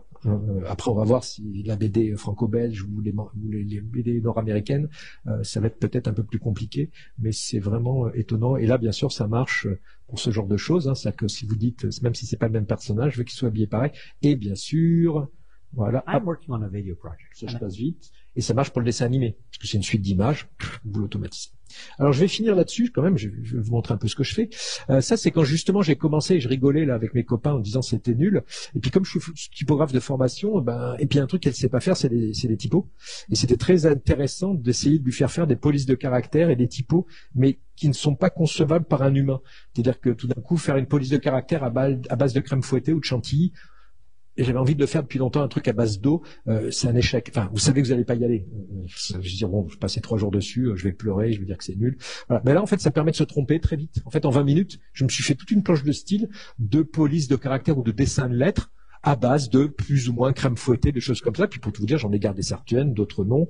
Là, pareil, je me suis dit, tiens, qu'est-ce qui se passe si je le fais avec du papier découpé, mais qui part en vrille. Donc plein d'idées que j'avais dans la tête, mais qui permet de simuler assez rapidement. Puis après, à vous de dire, est-ce qu'on le fait ou pas. Voilà. Voilà, bien sûr, avec des champignons, des formes bizarres, voilà, ça c'est rigolo. Ça, c'est ce que j'essaye de faire en ce moment, parce que j'ai pas trop le temps, mais c'est des polices de caractère animées, d'une manière un peu bizarre. Ça, c'est j'ai toute une police de caractère comme ça, alors qui est lisible de loin. Mais ça, c'est des animations. Honnêtement, je saurais pas le faire autrement. C'est des trucs un peu bizarres. C'est ni en 3D, ni en 2D. Voilà, des choses comme ça où c'est vraiment l'IA. Là, moi, j'essaye de faire des choses qui sont pas faisables autrement. Sinon, autant prendre des outils classiques. Ça, c'est un travail. Là, c'est une pochette de disque, par exemple, que j'ai fait pour un ami. C'est une sorte de jazz punk rigolo. Et voilà la manière dont j'ai travaillé, c'est que, donc il y a eu toute une discussion avec le musicien, avec des poissons, style de gravure et compagnie. J'ai généré plein de petits poissons comme ça, que j'ai imprimés avec des trames différentes. J'ai fait un grand collage comme ça, vraiment à la main, côté un peu, parce que ça se voulait un peu punk, un peu genre comme ça, plap, plap, coller, copier, machin. Et puis à la fin, c'est devenu ça, parce qu'après j'ai refait ça en photo. La police de caractère aussi est fait en IA, mais après j'ai refait mon travail de graphiste, je l'ai remis en page. Mais là, je me suis beaucoup amusé là-dessus. Donc, les images sont partiellement générées par IA, après collées à la main, qui est revenu après dans Photoshop et les outils classiques. Donc moi, ce que j'aime bien, c'est revenir au tangible, repartir en numérique et faire des allers-retours, par exemple pour garder l'énergie. Parce qu'on peut simuler de graphisme punk, mais c'est jamais exactement ça en fait. Où on passe beaucoup plus de temps, parce que surtout là c'est vite fait, du découlage, du copier-coller à la main, c'est rapide, autant le faire à la main. Autre exemple, là c'est un super projet où là j'ai travaillé l'année dernière sur Chamonix Sentinelle. C'est un livre, alors c'est assez triste parce que l'auteur principal est décédé à Noël, pour tout vous dire, à 47 ans, Nicolas Nova. Et en fait j'ai travaillé avec lui sur il a travaillé pendant 4 ans sur les Alpes et Chamonix, à quoi pourrait ressembler Chamonix en 2100. Et en fait, c'est un jeu spéculatif, c'est du design spéculatif. On n'est pas du tout post-apocalyptique, mais on n'est pas travaillé avec des scientifiques. On en a fait un jeu de rôle qui permet de se projeter. Et en fait, ce qui est marrant, ce que m'avait demandé Nicolas, il m'a dit, en fait, toutes les images, là, comme ici, avant 2023, sont des vraies images, des gravures du XVIIIe siècle, XIXe siècle. Donc ça, c'est la mer de glace vue comme un dragon, voilà, au XVIIIe siècle. Et puis, par contre, dès qu'on passe 2024, en fait, les images sont générées par IA. Mais ce qu'on a fait, c'est que Nicolas m'avait donné un corpus d'images libres de droit du XIXe siècle, surtout le XVIIIe, plein de gravures, d'images, et j'ai entraîné une IA là-dessus. Donc vraiment un entraînement. Je lui ai dit voilà. Et après, je lui ai essayé. Donc j'ai entraîné une IA sur le XIXe siècle et j'ai essayé de lui faire rêver le XXIe siècle. Voilà. Donc je lui demande, fais-moi une antenne 17G. Mais il sait pas ce que c'est que même une antenne. Voilà. Donc je suis obligé de le décrire et il me donne ce rendu un peu curieux. Puis moi après j'ai fait des dessins à la main. Voilà. Après j'ai tout fait à la main, plein de découpages. Mais voilà, là c'est à quoi pourrait ressembler une affiche en 2042 de musique électronique. À quoi pourrait ressembler un refuge ou une chapelle. Et alors, par contre on lui donnait des contraintes. Tu ne dois utiliser que des roches locales. Voilà. On lui donnait, même pour les couleurs, les matériaux, on lui donnait des contraintes très précises pour vous générer ce genre de choses. Ça, c'est un centre de calcul, de calcul intensif. À quoi ça pourrait ressembler. Ça, c'est les contes et légendes. Et on a mis vraiment les textes des contes et légendes directement. Et on lui a demandé de générer ça. Alors, vous voyez, il m'a généré automatiquement, comme si c'était des gravures, des choses comme ça. Les couleurs, c'est moi qui les ai rajoutées après. Mais il me faisait des sortes de gravures du XVIIIe siècle, XIXe siècle, inspirées par des légendes presque futuriste en fait. Par exemple, à quoi pourrait ressembler voilà la céramique en 2100. Voilà. Donc alors c'est inspiré par plein de choses, par la culture des Alpes, puis après par des choses un peu plus contemporaines ou au contraire les couleurs sont inspirées par les nouvelles algues qu'on trouve dans les lacs parce qu'il y a un réchauffement climatique, il y a de nouvelles algues qui arrivent et donc avec ces algues on peut faire tel type de couleur. Voilà, on est vraiment parti sur des faits scientifiques. Par contre après on a laissé rêver la machine et nous aussi pour tout vous dire. Ça c'était un projet vraiment génial. Voilà, ça c'est à quoi pour rassembler ça. Et puis pour finir, ça c'est un gros boulot que j'ai fait justement avec une équipe de Strasbourg dans le sud de la France, à Orange. Alors, c'est toujours bizarre à voir. C'est un grand spectacle immersif. Il y a 15 000 mètres carrés, c'est gigantesque. L'équipe d'Imki avait gagné l'appel d'offres et une des contraintes, c'est que toutes les images devaient être générées par IA. Drôle de contrainte. On était en 2021, c'était à la mode.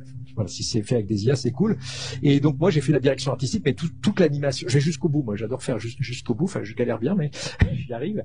Et après, j'avais 2 assistants quand même avec moi, mais c'est un spectacle de 45 minutes entièrement généré par IA. Alors pas les animations, puisqu'à l'époque il était impossible de faire des animations, puis on avait des petites images de 512 sur 512 pixels. Ça c'est moi.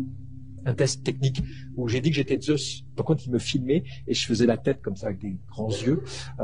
Et à un moment donné, j'ouvrais la bouche. Alors sur 60 mètres de haut et 80 mètres de large, ça me fait peur aux gens. Donc on l'a calmé, mais ça me permet de faire plein de tests. Et pour finir sur ce projet, on avait 12 tableaux différents, parce qu'en fait, c'était la création du monde vue par les Romains, et les Grecs, mais surtout les Romains. Donc, on commence par les entités primordiales, les premiers dieux, les déesses, les chimères, les muses. Et en fait, on avait des tableaux graphiquement très, très différents. Et l'IA m'a permis assez rapidement de proposer des tableaux et des esthétiques différentes, et surtout, des choses que je sais faire techniquement, comme ça, par exemple. Mais par contre, à un moment donné, on faisait vraiment vivre des statues presque hyper réalistes, des statues grecques. Ça, je sais pas faire, en fait, de l'hyper-réalisme. Et modéliser en 3D, ça aurait été trop long et trop compliqué. Ou même faire avec des mannequins en les filmant, ça aurait été très compliqué. Là, l'IA m'a permis de me le faire. Vous voyez, ce genre de choses-là, honnêtement, si j'avais pas eu l'IA, j'aurais pas pu le faire. Voilà. Donc ça, alors c'est toujours dur de montrer un spectacle comme ça parce que vous êtes complètement immergé dedans, ça dure 45 minutes. Et au niveau du son, vous avez tout le monde a des casques parce que chacun utilise, comment dire, vous êtes localisé au centimètre près. Et vous voyez, les gens qui sont dans la bulle là écoutent une musique spécifique. Donc suivant l'endroit où vous êtes, vous n'écoutez pas la même musique. Mais par contre, tout d'un coup, il y a des oiseaux, des chevaux qui passent, vous les entendez. Et voilà, vous pouvez vous promener. Le spectacle est assez rigolo. Puis il y a eu beaucoup de succès, visiblement, ce qui continue. Normalement, il devait rester 6 mois, ça fait 2 ans qu'il dure. Donc comme quoi ça marche. Et puis là, par exemple, c'est tout, à un moment donné, autour de vous poussent plein d'arbres. En fait, j'ai dessiné le premier et après j'ai demandé à l'IA de faire des variations. Là, l'IA est très très forte pour faire des variations. Donc il m'a fait 50 arbres dans le dessin que j'avais donné et ça m'a permis de faire ça. Hop. Donc ça, c'est mes affreux dessins. C'est vraiment les plus moches du monde, mais vous voyez, c'est demandé. C'est fait comme ça après. Voilà. Puis petit à petit, j'avais mon casting parce que je devais représenter les 250 divinités, j'allais dire grecques. Il fallait pas dire grec, mais en gros c'est grec, ça marchait plus facilement. Mais c'est latine. Mais vous voyez, pour avoir ce genre de choses, et j'en ai 250 comme ça, c'est très très long, très compliqué. Puis surtout, elles sont toutes animées. Alors c'est de l'animation juste, elles ouvrent les yeux, elles vous regardent, c'est pas l'animation à la Walt Disney. Et là, les IA nous ont permis de faire ça. Voilà, ça c'est des tests techniques. Là, c'est le seul qui est pas fait en IA parce que l'IA est incapable de faire un labyrinthe aussi précis. C'est fait en Illustrator, là, vraiment, et après dans After Effects. Et vous voyez les différents lieux, différents trucs. Ça c'est pas dans la répétition. Voilà, je vous montre rapidement. Hop. Et ça, par exemple, vous voyez, ça c'est ce qu'on m'a proposé. À un moment donné, je voulais un truc très 2D. J'ai décidé que ça c'était bien pour ce tableau. Et puis après, voilà, je le sélectionne. Et puis après, à la fin, vous voyez, ça faisait ce grand décor. Puis après, j'ai mes entités qui se promenaient dessus. Mais ça m'a permis de faire des planches de style très très vite. Et puis après, de décider en commun accord, dire là, ça a l'air plus intéressant. En écoutant la musique, partons là-dessus. Parce qu'on avait que 3 mois ou 2 mois et demi pour le faire, ce qui n'est pas du tout humain. Enfin, normalement, c'était 2 ans. Voilà, c'était un travail énorme. Voilà, et puis pour finir, ça c'était un spectacle au Lido, c'était cet été là, pendant les Jeux Olympiques. Donc le Lido, malheureusement, il n'y a plus de danseurs ou de danseuses, c'est des comédies musicales. J'étais content, je travaillais au Lido, je dis super, on va faire un spectacle et tout. Par contre, ce qui était non mais vraiment, j'adorerais travailler avec des danseurs et des vidéoprojections, des choses comme ça. Pareil, 25 vidéoprojecteurs, salle incroyable. Et là, le truc vraiment très drôle, c'est qu'on avait des murs d'eau, des écrans qui bougent, on avait toute la mécanique du théâtre, une piscine de 5 mètres de profondeur, on a fait neiger, il y a des tremblements de terre, il y a des rayons laser, il y a la totale, à part les drones. Et normalement, on devait avoir des drones, on les a pas eu, mais on avait vraiment toute une machinerie de théâtre incroyable qui était mélangée avec des images partiellement générées par les IA. Et cette fois-ci, les IA nous ont servi. Alors ça, c'est alors très très dur à filmer aussi, l'enfer sur Terre. Là, c'était pendant la répétition. Il y a un petit garçon là, qu'on a filmé. Alors. Ça se veut, le musicien a travaillé, comme vous entendez, sur les 4 saisons de Vivaldi, mais revues par le changement climatique. C'était assez drôle. C'est-à-dire que dès le printemps, il fait très chaud. Voilà, je baisse un tout petit peu. Et c'est partiellement généré par les IA. Vous allez voir comment on a fait, sachant que c'était très complexe en mise en œuvre. Voilà, donc ça c'était mes tests de petites. Parce qu'à un moment donné, le printemps, on commence sous l'eau. Printemps, été, on sort de l'eau, il y a du sable partout. Voilà. Après, il y a un monde mécanique et puis après, le monde est complètement gelé. Voilà. Donc là, on fait vraiment neiger dans le truc. Voilà. Il y a plein d'animations. Voilà, il y a un monde mécanique à un moment donné. C'est que les animaux ont tellement mangé de plastique qu'ils sont devenus eux-mêmes en plastique. Il y avait toute une histoire comme ça. Voilà, tac, tac. Donc là, par exemple, les éléments, les caractères, les personnages ont été générés par IA avec une discussion avec le musicien qui avait une idée en tête. Et là, vraiment, j'ai travaillé avec lui pour générer ça. Et puis après, c'est animé d'une manière traditionnelle parce que animer des trucs mécaniques, l'IA sait pas faire. Elle sait faire des trucs mous, mais des trucs mécaniques, elle sait pas. Alors, donc ça, c'était. Après, il y avait des projections sur des murs d'eau et tout. C'était assez drôle. Donc voilà, je suis désolé, la qualité est moyenne, mais voilà comment j'ai travaillé avec le musicien. Puis j'avais 2 autres personnes qui travaillaient avec moi.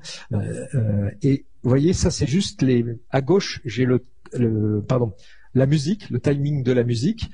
À droite, j'avais juste les moodboards, les planches de style. À un moment donné, il fallait apparaître des monuments parisiens obligatoires. Puis vous voyez, des fois, c'est fait à l'aquarelle. C'est Nicolas qui a fait ça. Puis ça, c'est juste des planches de style, vous voyez, générées partiellement en IA. Enfin, même tout le temps, là, je crois. Il n'y a même pas de photo X ou Y.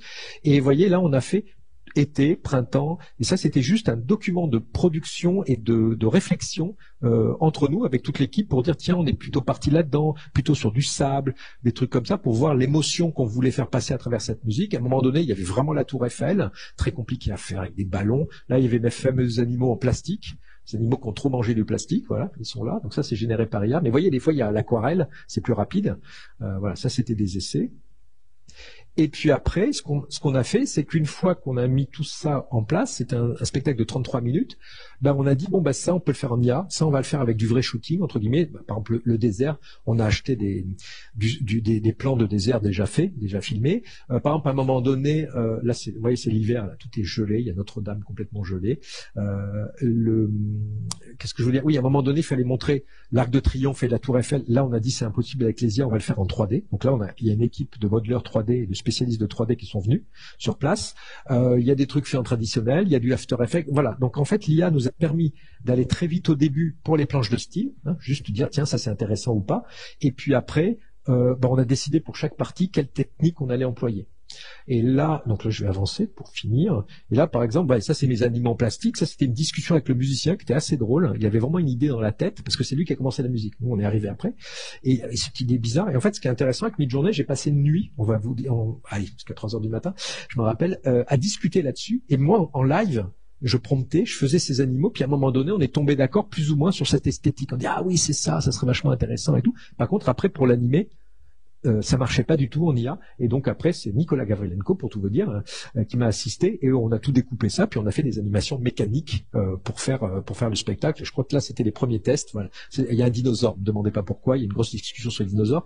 Voilà, mais ça c'est les premiers tests, et ça tournait tout autour de la salle pour voir si ça marchait bien en grand, en petit et compagnie. Et là, pareil, techniquement, à un moment donné, j'étais pas content des poissons quand on était sous l'eau qui étaient trop 2D. En fait, ce que j'ai fait, c'est que j'ai généré mes poissons en 2D. Bon, esthétiquement, j'en avais une cinquantaine. Puis après, j'ai dit, voilà, ça serait mieux de les faire en 3D, ce qui est très long et très compliqué. En fait, j'ai utilisé une IA qui s'appelle Tripo pour générer ce qu'on appelle le mesh, le volume. Puis après, je l'ai mis dans un logiciel classique de 3D pour l'animer. Et donc très rapidement, une après-midi, j'avais mes 50 petits poissons en volume qui rendaient beaucoup mieux dans la vidéo finale, parce que sinon c'était trop 2D, puis ça me plaisait pas. Des fois ça me plaît bien la 2D, mais là, pour les poissons, c'était beaucoup mieux de le faire en 3D. Et ça, honnêtement, ça aurait demandé beaucoup de temps, beaucoup d'argent pour le faire, et en une après-midi, j'ai pu faire tout ça grâce aux IA. Voilà. Donc là, l'idée c'était... Mais ça, je l'ai fait, sinon je me serais resté en 2D, hein. Je l'aurais fait quand même. Mais ça m'a permis d'aller un tout petit peu plus loin que prévu. Voilà, wow, il est 16, mais voilà. Voilà, donc merci, et puis tout ce document, vous pouvez le retrouver là, dans /archive/IA. Vous pouvez le trouver, c'est en open source, donc vous avez toutes les listes, et vous avez plein d'autres trucs, plein de cadeaux, des posters de typo, voilà, je mets tout ce que je fais en IA, je le mets, enfin, la plupart du temps, je le mets là-dessus, vous pouvez le charger, c'est comme vous voyez, c'est en Creative Commons, donc vous pouvez le diffuser sans aucun problème, voilà. Merci beaucoup, puis si vous avez des questions, merci.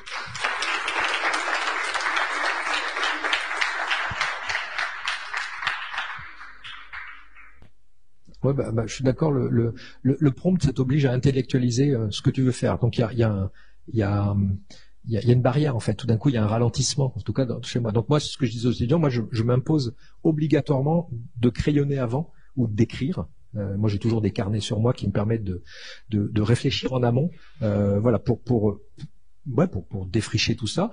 Et puis après, quand je rentre en IA, si j'ose dire, hein, quand j'ouvre un logiciel d'IA, je sais un peu mieux où je veux aller, mais c'est surtout que je veux expérimenter comme mes typos à base de crème chantilly. C'est une idée que j'avais, j'en ai fait plein, hein, pour tout vous dire, dans tous les sens. C'est un truc, je dis bon ok, j'ai fait des petits croquis, maintenant il faut que j'expérimente en vrai, et au lieu de le faire en vrai, je le simule, en tout cas très rapidement, et ça me permet de rebondir sur ces idées. Mais par contre, moi je m'impose avant, comme tu dis, hein, de vraiment crayonner d'abord, parce que moi je réfléchis en crayonnant. Alors on m'a expliqué que c'était normal, hein, c'est que on a développé notre cerveau pendant la maternelle, et là on a commencé à dessiner. Donc a priori c'est le geste, en tout cas moi le geste de dessiner, de prendre du temps à dessiner, ça, tu te mets en mode, en tout cas moi, je me mets en mode créatif, voilà.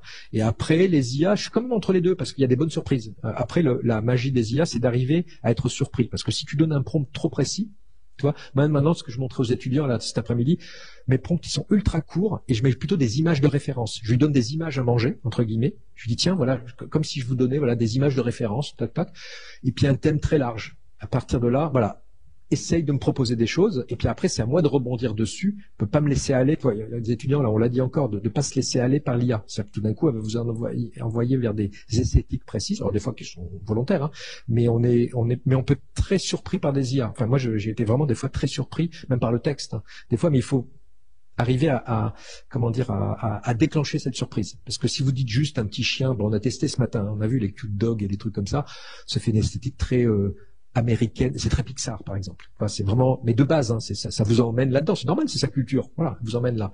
Et après, pour revenir, toi, par exemple, ma pochette un peu punk, j'ai abandonné l'IA. J'ai fait, c'est bon, faire du punk, entre guillemets, hein, du papier déchiré, collé, machin, autant le faire en vrai. Voilà, ça mais par contre, j'ai fait mes petits poissons. Elle va se dire. Donc c'est arrivé. Alors j'ai pas du tout la prétention de savoir bien m'en servir, mais en tout cas dans les usages que j'ai, c'est ça, c'est bien de trouver la balance entre à quel moment j'ouvre mon ordinateur et je travaille avec l'IA, et à quel moment je crayonne ou je fais des photos, ou voilà, je me laisse un peu aller à mon imagination, puis après je reviens dessus. Mais des fois l'IA mais c'est pas tout de suite. Elle peut entraîner vers des choses étonnantes. Hein. Bon, on a vu cet après-midi des fois des choses qui apparaissent. Dit tiens, ça marche bien ce truc. Ouais, c'est juste, ça marche bien. Après, ce que ça veut dire et tout, à nous de le savoir. Mais par contre, voilà, moi je me force à crayonner avant, obligatoirement, parce que si je commence directement chez l'IA, je pense que, enfin, c'est comme tout logiciel, elle va m'entraîner vers son esthétique et vers ses facilités. Par exemple, toi, une IA, enfin en tout cas Midjourney, est presque incapable de faire un carré noir sur fond blanc. Un truc minimaliste, elle n'y arrive pas. Par contre, faire de la chantilly, alors là, je te demande de faire je sais pas, la Tour Eiffel en chantilly, elle te le fait super bien. Voilà. Donc il y a vraiment elle pousse vers le kitsch, entre guillemets. Alors ça tombe bien, moi, les projets sur lesquels j'étais, c'était une demande même, de dire voilà, on veut un truc vraiment onirique, complètement délirant, ça marche bien. Par contre, on me dit, tu vois, tu vas faire un festival de musique électronique minimaliste, a priori, je n'utiliserai pas une IA. Enfin, ou alors j'essaierai de trouver un moyen de l'utiliser différemment. Par erreur et essai, tout d'un coup, il y a une émergence. Ça s'appelle l'émergence d'intelligence, en fait. Voilà. En fait, ça prend une initiative, mais elles ont un but. C'est-à-dire qu'il faut leur donner un but. Là, vous avez, je sais pas, il y a quelque temps, il y a eu tout un truc. Oh, il y a des IA qui mentent. D'accord, on a découvert les IA, mais en fait, elles mentent pas. Enfin, elles mentent, mais on leur a donné un but. Et elles n'ont pas comme pour se garer la voiture. Vous voyez, elle va défoncer les autres voitures. Donc, si je vous dis que le but c'est de dire qu'il fait beau aujourd'hui à Strasbourg, elle va mentir complètement. Voilà, parce qu'on lui a donné un but. Donc en fait, c'est là où il faut faire attention, c'est que c'est des humains derrière qui vont donner un but, en tout cas une direction à cette IA. Et l'IA, elle n'a pas d'éthique. Alors après, on peut lui imposer des verrous, des trucs comme ça, mais c'est comme de l'eau. Hein. Elle va passer. Toutes les possibilités sont possibles. Et en plus, on peut pas penser à toutes ces possibilités. Donc elle va passer. Voilà. Donc, par contre, elles se réveillent pas le matin en disant j'ai envie de faire ça. La petite IA. Hein. C'est nous qui à un moment donné allons lui dire. Non mais c'est pour ça l'IA consciente. On parlait des étudiants qui n'ont pas vu Terminator, ni Blade Runner. Voilà, dire l'IA ne se réveille pas le matin en disant je vais faire ça. Elle attend qu'on appuie sur Enter et qu'on lui donne un but. Voilà. Mais c'est vrai que ça peut, je sais pas, par exemple, j'y connais rien, mais dans l'armée ça doit être très très très très très violent, hein, entre guillemets. C'est-à-dire que là, vous lui donnez un but, c'est tuer l'adversaire et elle n'a pas d'état d'âme, elle n'a pas de. Vous voyez, si le but c'est d'aller exploser ce truc, il peut y avoir des enfants en face. Voilà. Et puis il n'y a pas de truc post-traumatique ou voilà. Donc là, voilà, dans ce domaine-là, ça doit être très très compliqué. Non, elle peut. Oui, a priori oui en fait. Ah non, elle aide beaucoup les mathématiciens.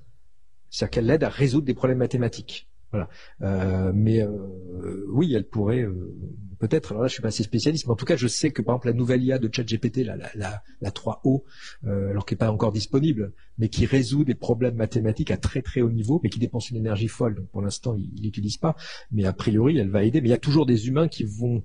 En fait, l'IA n'a pas l'idée de faire une autre IA. Il faut que quelqu'un dise j'ai envie de programmer une autre IA, nanana, puis voilà les contraintes, voilà les trucs. Voilà, c'est ça toujours. Mais c'est des outils. C'est pour ça qu'on est sur une courbe exponentielle presque. Ça accélère puisqu'on utilise. Enfin oui, c'est ça, c'est qu'on est à un moment donné, on a des outils où notre capacité intellectuelle est décuplée par ces IA, donc ça ne peut que augmenter. Moi, je sais pas, c'est comme l'invention de la roue. À un moment donné, quelqu'un a inventé la roue, puis après le vélo, puis après la moto. Enfin voilà. Sauf que là, ça se fait en 2 ans. Donc voilà, c'est compliqué. Ouais. Enfin compliqué. Ça va très très vite. Mais après, il y a beaucoup de fantasmes dessus. Enfin voilà, comme Yann Lecan, vous avez vu, il y a une vidéo, il rigole, il dit pourquoi c'est encore moi qui fais la vaisselle, quoi. C'est qu'elle fait pas la vaisselle, elle trouve pas vos chaussettes. Voilà, c'était assez drôle parce qu'il dit on est dans des sphères extrêmement complexes. Hein, elle est capable de faire des choses intellectuelles. Par contre, faire la vaisselle, c'est ultra compliqué pour une IA. Alors que simuler n'importe quel philosophe, elle fait en 2 secondes. Voilà, elle est capable d'écrire comme Descartes, comme Pascal. Voilà, elle simule. Hein. Mais elle est même capable de découvrir des concepts, entre guillemets. Enfin, c'est nous qui projetons des concepts dessus.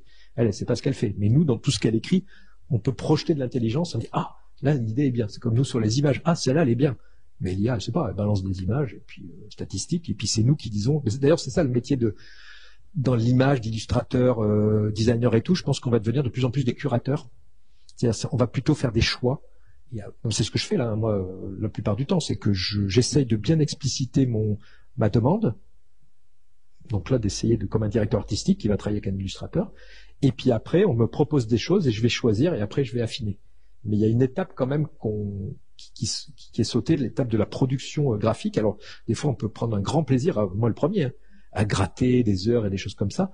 Et puis des fois, en tant que professionnel, j'ai 3 jours pour rendre le truc. En fait, là, moi, je travaille avec des agences. Je peux vous dire que 3 jours, s'ils peuvent gagner 3 jours, ils gagnent 3 jours. Hein. J'ai un outil, voilà, vous appliquez sur clic, en 10 minutes, il vous fait votre travail, par exemple la colorisation, je sais pas quoi, ou plein de variations d'un logo. Voilà, vous designez votre logo, et après tu dis fais-moi 50 variations, il vous le fait dans 20 secondes. Et puis après, vous allez dire, tiens, là, le petit logo, il est bien, là, c'est nul, j'enlève, voilà. Donc, c'est une approche vraiment différente de notre métier. Et je pense qu'il y aura toujours il y aura pas de logo, enfin, il y a des gens qui vont le faire, hein, tout automatisé. Mais, dans les choses plutôt haut de gamme, il y aura toujours des humains qui vont choisir. Mais, voilà, le métier va un peu changer. En tout cas, on va glisser. Voilà, notre compétence va, voilà. Moi, j'étais là. Moi, j'adore vous fabriquer. Vous voyez, non, vous le voyez pas, mais j'ai des cicatrices aux mains, j'en suis très fier. De découpage papier, des trucs comme ça. Et puis, en fait, maintenant, je suis plutôt là, quoi. Je suis plutôt guidé des IA qui vont m'aider à faire mes petits pliages. Enfin, pliage, elle est nulle. Hein. L'IA, pour l'instant, ça, c'est compliqué. Alors, j'arrive jamais à le prononcer. C'est LHAILUAO, je crois, .ai. De toute façon, c'est dans mon document que j'ai donné. Voilà, c'est une IA chinoise encore dans l'animation et c'est une des rares qui est capable d'animer. Alors toutes les IA à la base d'animation sont très fortes. C'est ça qui est très curieux, très très fort pour animer des choses photoréalistes qui nous semblent compliquées. En fait, animer des animations, c'est extrêmement compliqué pour eux parce que le photoréalisme, c'est très normé. Il y a des milliards d'images photoréalistes. En gros, ils ont inspiré YouTube, hein, tous les films qu'ils pouvaient. En animation, il y a plein de styles différents, et là, elle n'a pas pu l'adapter. Par exemple, animer Petit Ours Brun, bon courage, je l'ai testé. Parce que c'est de l'aquarelle, c'est très fin, alors que celle-là, là, donc LUAUO, je sais plus quoi, .ai, elle est justement faite pour la 2D. Visiblement, elle a été entraînée sur plein de dessins animés autres que du manga. Parce que sinon, animer du manga, ça c'est super, ça c'est fait. Mais dès que vous sortez, d'ailleurs, c'est de l'avenir, hein, pour les illustrateurs, graphistes et tout, c'est de sortir des normes et de proposer des choses assez différentes et radicales en termes qu'on n'a jamais vus avant pour que les IA ne puissent pas nous copier. Alors bien sûr, si vous avez des succès, l'IA va absorber votre style et c'est une sorte de course sans fin. Voilà. Mais bon, je pense que l'humanité, depuis longtemps, on est comme ça. Mais c'est ça, c'est que dès que le truc, par exemple, je crois que Riyad Satouf, par exemple, qui est pas édité, alors il faudra tester, mais l'année dernière ça marchait pas, qui est quand même le plus gros, je crois, vendeur de BD en France, mais en fait marche pas du tout avec les IA parce qu'il n'est pas édité aux États-Unis. Donc il n'a pas été aspiré, tant mieux pour lui. Hein. Et donc vous dites tiens c'est bizarre, il y arrive. Par contre du Moebius ou du Miyazaki, sans problème, parce qu'ils sont connus internationalement et c'est facile à. Enfin, ce style est très identifié. Puis il y a des millions de photos de leurs dessins sur Internet, alors que par exemple Riyad Satouf, l'Arabe du futur, enfin je sais pas, moi je les ai. En France c'est vraiment un classique. En fait les IA connaissent pas. Alors à tester aujourd'hui, hein, parce que ils font des mises à jour régulières. Hein. Alors non, ce que je disais, ils ont le droit de tout aspirer. Il suffit que Riyad Satouf ou son éditeur ait mis sur un site web ces planches, elles sont aspirées. D'accord ? Ils ont le droit d'aspirer. Par contre, après, si j'utilise une IA et je dis dessine comme Riyad Satouf, l'Arabe du futur, blablabla, et que les deux images se ressemblent beaucoup et que vous ne faites pas la différence, là c'est du plagiat et là c'est condamnable, mais c'est condamnable que ça soit fait par IA ou photocopieuse ou dessin. C'est la même chose. C'est ce que disent les avocats. Ils disent c'est pas un problème d'IA là. C'est vous quand vous publiez votre image, ou vous cède les droits là, je te cède les droits Olivier pour une BD et si on voit que j'ai plagié je sais pas quoi, donc RG au hasard, rien que ça, là il y a un problème. Voilà, c'est ça. Donc mais par contre l'aspiration des données c'est extrêmement compliqué parce qu'en plus aux États-Unis où commence à y avoir des procès, le juge il dit donnez-moi la preuve. En fait, mais je sais pas. Je veux la preuve parce que dans ça s'appelle les checkpoints ou les LoRa, les fichiers où il y a toute l'IA, en fait, ce n'est qu'une représentation. Ils ont compressé les données et ce n'est qu'une représentation statistique des dessins. Mais il n'y a pas les dessins, il n'y a pas les fichiers JPEG, il n'y a pas les trucs, on peut pas savoir ce qu'il y a dedans. Donc déjà, c'est extrêmement compliqué. Et personne ne peut savoir ce qu'il y a dedans. C'est même pas fait exprès, hein, c'est comme ça. Et en plus, le juge dit, prouvez-moi ça. Alors le New York Times arrive à le prouver, hein, qu'à un moment donné, les robots de OpenAI sont allés aspirer des articles qui étaient derrière des paywalls. Et ça, ils ont pu le prouver techniquement, donc ça c'est bon. Et là, c'est pour ça qu'il y a un procès en ce moment, en disant bah oui, va falloir payer maintenant, vous n'avez pas le droit. Mais pour les images, c'est très compliqué. Par contre, vous, en Europe, vous avez le droit de vous opposer à l'aspiration, mais ça veut dire qu'il faut le faire sur votre site perso et mettre un fichier qui dit je ne refuse que les IA aspirent mes images. Mais là, le problème, c'est que c'est en 2019, quand ça a été voté, personne ne le savait ou personne ne l'a vu. Et puis ces outils n'étaient pas à disposition. C'est le opt-out. Vous savez, par défaut, le opt-in, c'est les cookies. Par défaut, on refuse. Donc on est toujours obligé de dire OK. Je ne sais pas pourquoi. Pour les IA, c'est l'opt-out. C'est-à-dire que par défaut, on accepte. C'est violent comme truc. C'est-à-dire que par défaut, j'accepte qu'on aspire mes images. Et c'est vous qui devez déclarer que vous ne voulez pas par un fichier texte que vous mettez sur dans le fichier index HTML de votre site web. Par contre, attention, je répète, et ça j'en suis sûr, enfin tous les avocats le disent, si c'est mis sur un réseau social, c'est fini, c'est aspiré. Voilà.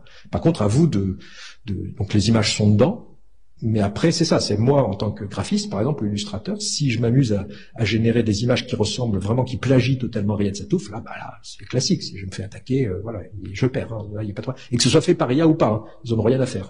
Non, ils l'ont tout enlevé. Même tout à l'heure, on a vu Trump, c'est possible. C'est-à-dire que depuis son élection, ils ont remis Trump. Alors, le truc que j'ai vu, c'est que, comment il s'appelle? David Hamilton, c'est ça, un photographe un peu pseudo, voilà, et en fait, on peut pas le mettre. C'est juste parce que ça crée des images un peu pseudo-érotiques. Donc en fait, des fois, quand il y a des censures, des mots, c'est pas du tout parce que les ayants droit et tout ont voulu bloquer, parce que alors là, Midjourney, je crois qu'ils s'en moquent totalement. C'est juste parce que ça va. Ou par exemple, à un moment donné, Cronenberg était interdit parce que ça faisait des images trop bizarres dans l'imaginaire de l'IA. Voilà. Mais c'est pas lié à ça. Par contre, après, voilà, Mais vous avez le droit de regarder, on travaille ensemble. J'ai le droit de dire, bah tiens, on va faire dans le style Moebius, dans le style. On va s'inspirer de Moebius, voilà. Mais après, il faut pas que ça ressemble trop à Moebius, voilà. C'est juste des inspirations. Donc après, c'est vraiment avec le juge s'il y a un problème de plagiat. C'est ça, et c'est pour ça ce que disent les avocats, ça ne bouleverse pas leurs travaux. Par contre, ce qu'ils disaient, c'est intéressant, c'est que, attention, les IA vous poussent à plagier sans que vous le sachiez. Parce que l'IA a aspiré à peu près toutes les images du monde, et vous, quand vous allez dans une direction, vous dites, ah, les images, j'ai jamais vu ça, c'est incroyable, mais en fait, peut-être que cette image que vous avez jamais vue, peut-être qu'il y a un illustrateur au Japon qui fait ça exactement pareil et vous n'êtes pas au courant. Donc moi, ce que je fais souvent, je le mets dans Google Images, mes images, pour voir si, donc il y a un outil pour aller chercher des images qui ressemblent à mes propres images. Voilà, pour voir s'il n'y a pas un problème, parce que des fois, quand vous trouvez une image exceptionnelle ou très intéressante, souvent il y a quelqu'un d'autre qui l'a fait. Enfin, si vous, esthétiquement, vous trouvez ça intéressant, je pense que d'autres l'ont fait. Donc voilà, c'est là où il faut faire attention, c'est que les IA vont pousser, surtout si vous n'avez pas une grande culture graphique, facilement dans du plagiat. Voilà, ça c'est un des gros soucis actuels. Et d'ailleurs là, une juriste avec qui je travaille dit, mes clients sont à 99% de bonne foi. Ils se font attaquer 10 fois, ils sont vraiment de bonne foi. Ils disent ouais, mais je le savais pas. Mais le juge, il dit, j'ai pas à le savoir que vous ne connaissiez pas cet artiste. Vous, même sans le savoir, si vous avez plagié, je sais pas quoi, David Hamilton, au hasard, bon courage, et les deux images sont très très proches, là il y a un souci. Et surtout, si vous ne dites pas explicitement que c'est un hommage ou que c'est inspiré, si vous faites, planer le doute, là c'est problématique. Non, mais c'est... Exactement, c'est pour ça que je disais David Hamilton, mais je sais plus, on a fait des légumes photographiés par David Hamilton, je vous dis, et on s'est aperçu que c'était censuré. J'ai cru que c'était les légumes, parce qu'il y a toujours des trucs bizarres avec les légumes, pas du tout. C'était le mot David Hamilton, voilà. Pas très grave, c'est pour ça. Mais je vous dis, c'est le dernier exemple de mot censuré que j'ai vu. À un moment donné, il y avait Philippe Stark, mais je crois que ça a été enlevé. Voilà. C'était, et là, Stark, c'est, je pense que eux, ou ces avocats qui avaient dû demander tout au début, il y a 3-4 ans. Et maintenant, je vais pas réessayer, mais je pense qu'il y a pas de souci. Donc, ils ont vu que la loi, leur permettez de le faire. Donc après, c'est vous, votre responsabilité, quand vous publiez une image ou quand vous cédez vos droits, de vous assurer que l'image elle est entre guillemets respectueuse des droits X ou Y. Alors par contre, il faut faire attention. Nous en France, on a vraiment, c'est nous qui avons inventé les droits d'auteur, en 1793. Donc on a une vision ultra pointue et restrictive du droit d'auteur. Il y a d'autres pays, la Suisse au hasard, mais les pays anglo-saxons qui sont beaucoup plus laxistes, entre guillemets, ou larges. Donc ça dépend vraiment des pays. En ce moment, ça j'ai vraiment eu cette expérience où suivant les pays, là vous dites vous, non, là c'est pas possible. Dit si, nous dans notre culture, en tout cas les jurisprudences dans notre pays sont beaucoup plus. Ça s'est passé, par exemple, dans tel pays. Ah ouais, quand même. Voilà. Donc nous on est les plus énervés là-dessus, visiblement. Ce que m'ont dit et c'est historique. Voilà, c'est normal. Ouais, tout à fait. Le truc que j'ai fait le livre que j'ai fait pour Chamonix Sentinelle, j'ai entraîné une IA avec Alors c'est du Stable Diffusion et puis avec je sais plus comment ça s'appelle. Bref, c'est un Horizon Machine. Ça a duré 4 heures de calcul et Inky, donc la boîte dont on parle là, travaille pour The Couples et tout. Eux, c'est du B2B, donc c'est pas du tout du grand public, mais ils vont entraîner. C'est-à-dire que vous êtes Monsieur Kenzo, par exemple. Vous dites, on va dire The Couples. Ils ont fait toute une série de perfecto. The Couples leur a donné toute une série de perfecto que vous avez fait, les fermetures éclairs, les boutons, tous les termes techniques. Donc vraiment, c'est long. Il faut vraiment lui apprendre qu'est-ce que c'est qu'un perfecto. Et à partir de là, il a généré plein de perfecto. Et après, la directrice artistique a choisi. Alors j'y étais pas, mais voilà, de quelques éléments. Puis après, lui, il a fait ce qui est fou, c'est qu'il a fait le patron. Voilà, quel long à faire. Et en plus, ce qu'ils m'ont dit, c'est qu'il n'y a eu aucune retouche. D'habitude, il y a toujours des retouches. Voilà, ça s'est fait éviter. Et ça, c'est des IA privées. Parce qu'on imaginait, quand vous travaillez, j'imagine, pour Chanel et compagnie, ils n'ont pas envie d'utiliser Midjourney ou des trucs en ligne, où les images elles partent à droite à gauche. Donc là, en ce moment, grâce à l'open source, donc on peut télécharger des modèles qui permettent d'apprendre, de générer des images, des vidéos, voilà. Donc là, après, il faut un très gros PC, c'est pas un Mac comme ça, ou un gros Mac avec plein de mémoire, mais c'est tout à fait possible. Par contre, c'est bien technique. Enfin, techniquement, ça y est, moi je commence à pouvoir le faire, mais avant c'était très très technique, il fallait vraiment être ingénieur ou vraiment de bien bricoler. Mais c'est tout à fait possible. Ouais. Et c'est d'ailleurs même le futur, c'est un des futurs possibles où chacun va avoir, par exemple moi en tant que graphiste, ma petite IA personnelle sur ma machine qui va apprendre de mes travaux, je vais lui donner régulièrement à manger, et petit à petit je vais l'affiner. Et là j'ai vu une agence, moi, qui ont 3-4 IA comme ça par client. Ils ont leurs clients. Et ils ont entraîné le client, alors je dis n'importe quoi, vous appelez Danone, Danone, je sais qu'ils sont dans tel type d'image, tel type de design, j'ai entraîné une IA qui fait que ce type d'image, donc je suis sûr que quand je vais générer des nouveaux visuels pour les réseaux sociaux au hasard, pour ça va être bien dans la charte, et ça va correspondre à l'identité qui a été mise en place par, je dis n'importe quoi comme nom, c'est pas du tout Danone, mais ça c'est un truc intéressant, et ça leur enlève pas du tout leur travail, par contre ça tout de suite, ça leur évite de faire des erreurs, surtout un client à long terme, vous savez 5-6 ans que vous travaillez avec lui, vous savez régulièrement, en fait ils font des fausses banques d'images pour des clients qui le savent, il n'y a pas de problème. Ils disent non, on n'a pas les moyens pour payer. Alors c'est dommage pour eux, mais un photographe qui va aller à l'autre bout du monde pour photographier le Machu Picchu, par exemple, mais moi, par exemple, j'utilise toujours des tons, je sais pas quoi, sépia, dégradés dans mes images, j'ai une charte graphique, voilà, je le fais comme ça. Alors après, à ma connaissance, il n'y a pas de loi qui dise fait par IA. Voilà, vous savez, dans les magazines de mode, on est obligé de dire retoucher par Photoshop ou retoucher. Là, pour l'instant, en tout cas, à ma connaissance, alors je sais que dans les réseaux sociaux, Instagram, LinkedIn et compagnie, dès qu'ils voient que ça a été a priori fait par une IA, alors il y a dans Photoshop et compagnie, il y a une sorte de petit tag qui apparaît. Voilà, c'est le seul truc que j'ai vu. Alors je sais qu'il y a des outils actuellement qui essayent par la blockchain et compagnie, de valider. C'est le contraire ce qu'ils font et je trouve que c'est intéressant. Il y a des appareils photo de Sony et de Leica qui, quand vous faites une photo optique, ils vous la taguent comme quoi c'est une photo en pseudo réelle. Donc c'est le contraire, c'est que maintenant on va taguer les photos qui ont été vraiment prises de manière optique et c'est mis dans une blockchain, un système infalsifiable. Ça c'est intéressant parce que maintenant on peut dire que, moi en tout cas toutes les images que je vois sur les réseaux, j'estime qu'elles sont fausses, en tout cas ou trafiquées. Et je me suis fait avoir à Noël, je sais pas si vous avez vu un dragon à Shanghai avec des feux d'artifice. J'étais là avec ma femme, c'est super, regarde, c'est incroyable, ils ont mis sur des drones des feux d'artifice, je trouvais l'idée super. Allez. Mais par contre, c'était vachement bien fait parce que c'était mal fait. L'image bougeait un peu, la qualité était pas très bonne, c'est-à-dire qu'il y avait vraiment de la post-prod derrière qui faisait croire que c'était fait, vous voyez, pris sur le réel. Voilà. Donc il y avait vraiment du travail et là, je me suis fait avoir. En même temps, je voulais me faire avoir. C'était Noël. Qu'est-ce qu'on fait les Chinois à Noël ou pour le Nouvel An avec des dragons volants, avec des droïdes, des drones, pardon. Je trouvais ça très beau. Bon, ça sera. Voilà. Je me suis fait avoir, pas très grave. Voilà. Mais tout de suite pour vous dire que là, on peut tricher très très facilement. Mais il n'y a pas de, en tout cas, je n'ai pas suivi la législation d'imposer le fait que ce soit fait par IA ou pas. Mais pareil, juste pour finir, j'ai été très vexé la première fois que je l'ai vu. J'ai fait une vraie photo, je l'ai retouché un tout petit peu dans Photoshop, je le mets sur un réseau, paf, j'ai le picto, et pour une fois c'était une vraie photo. Je fais rarement des vraies photos.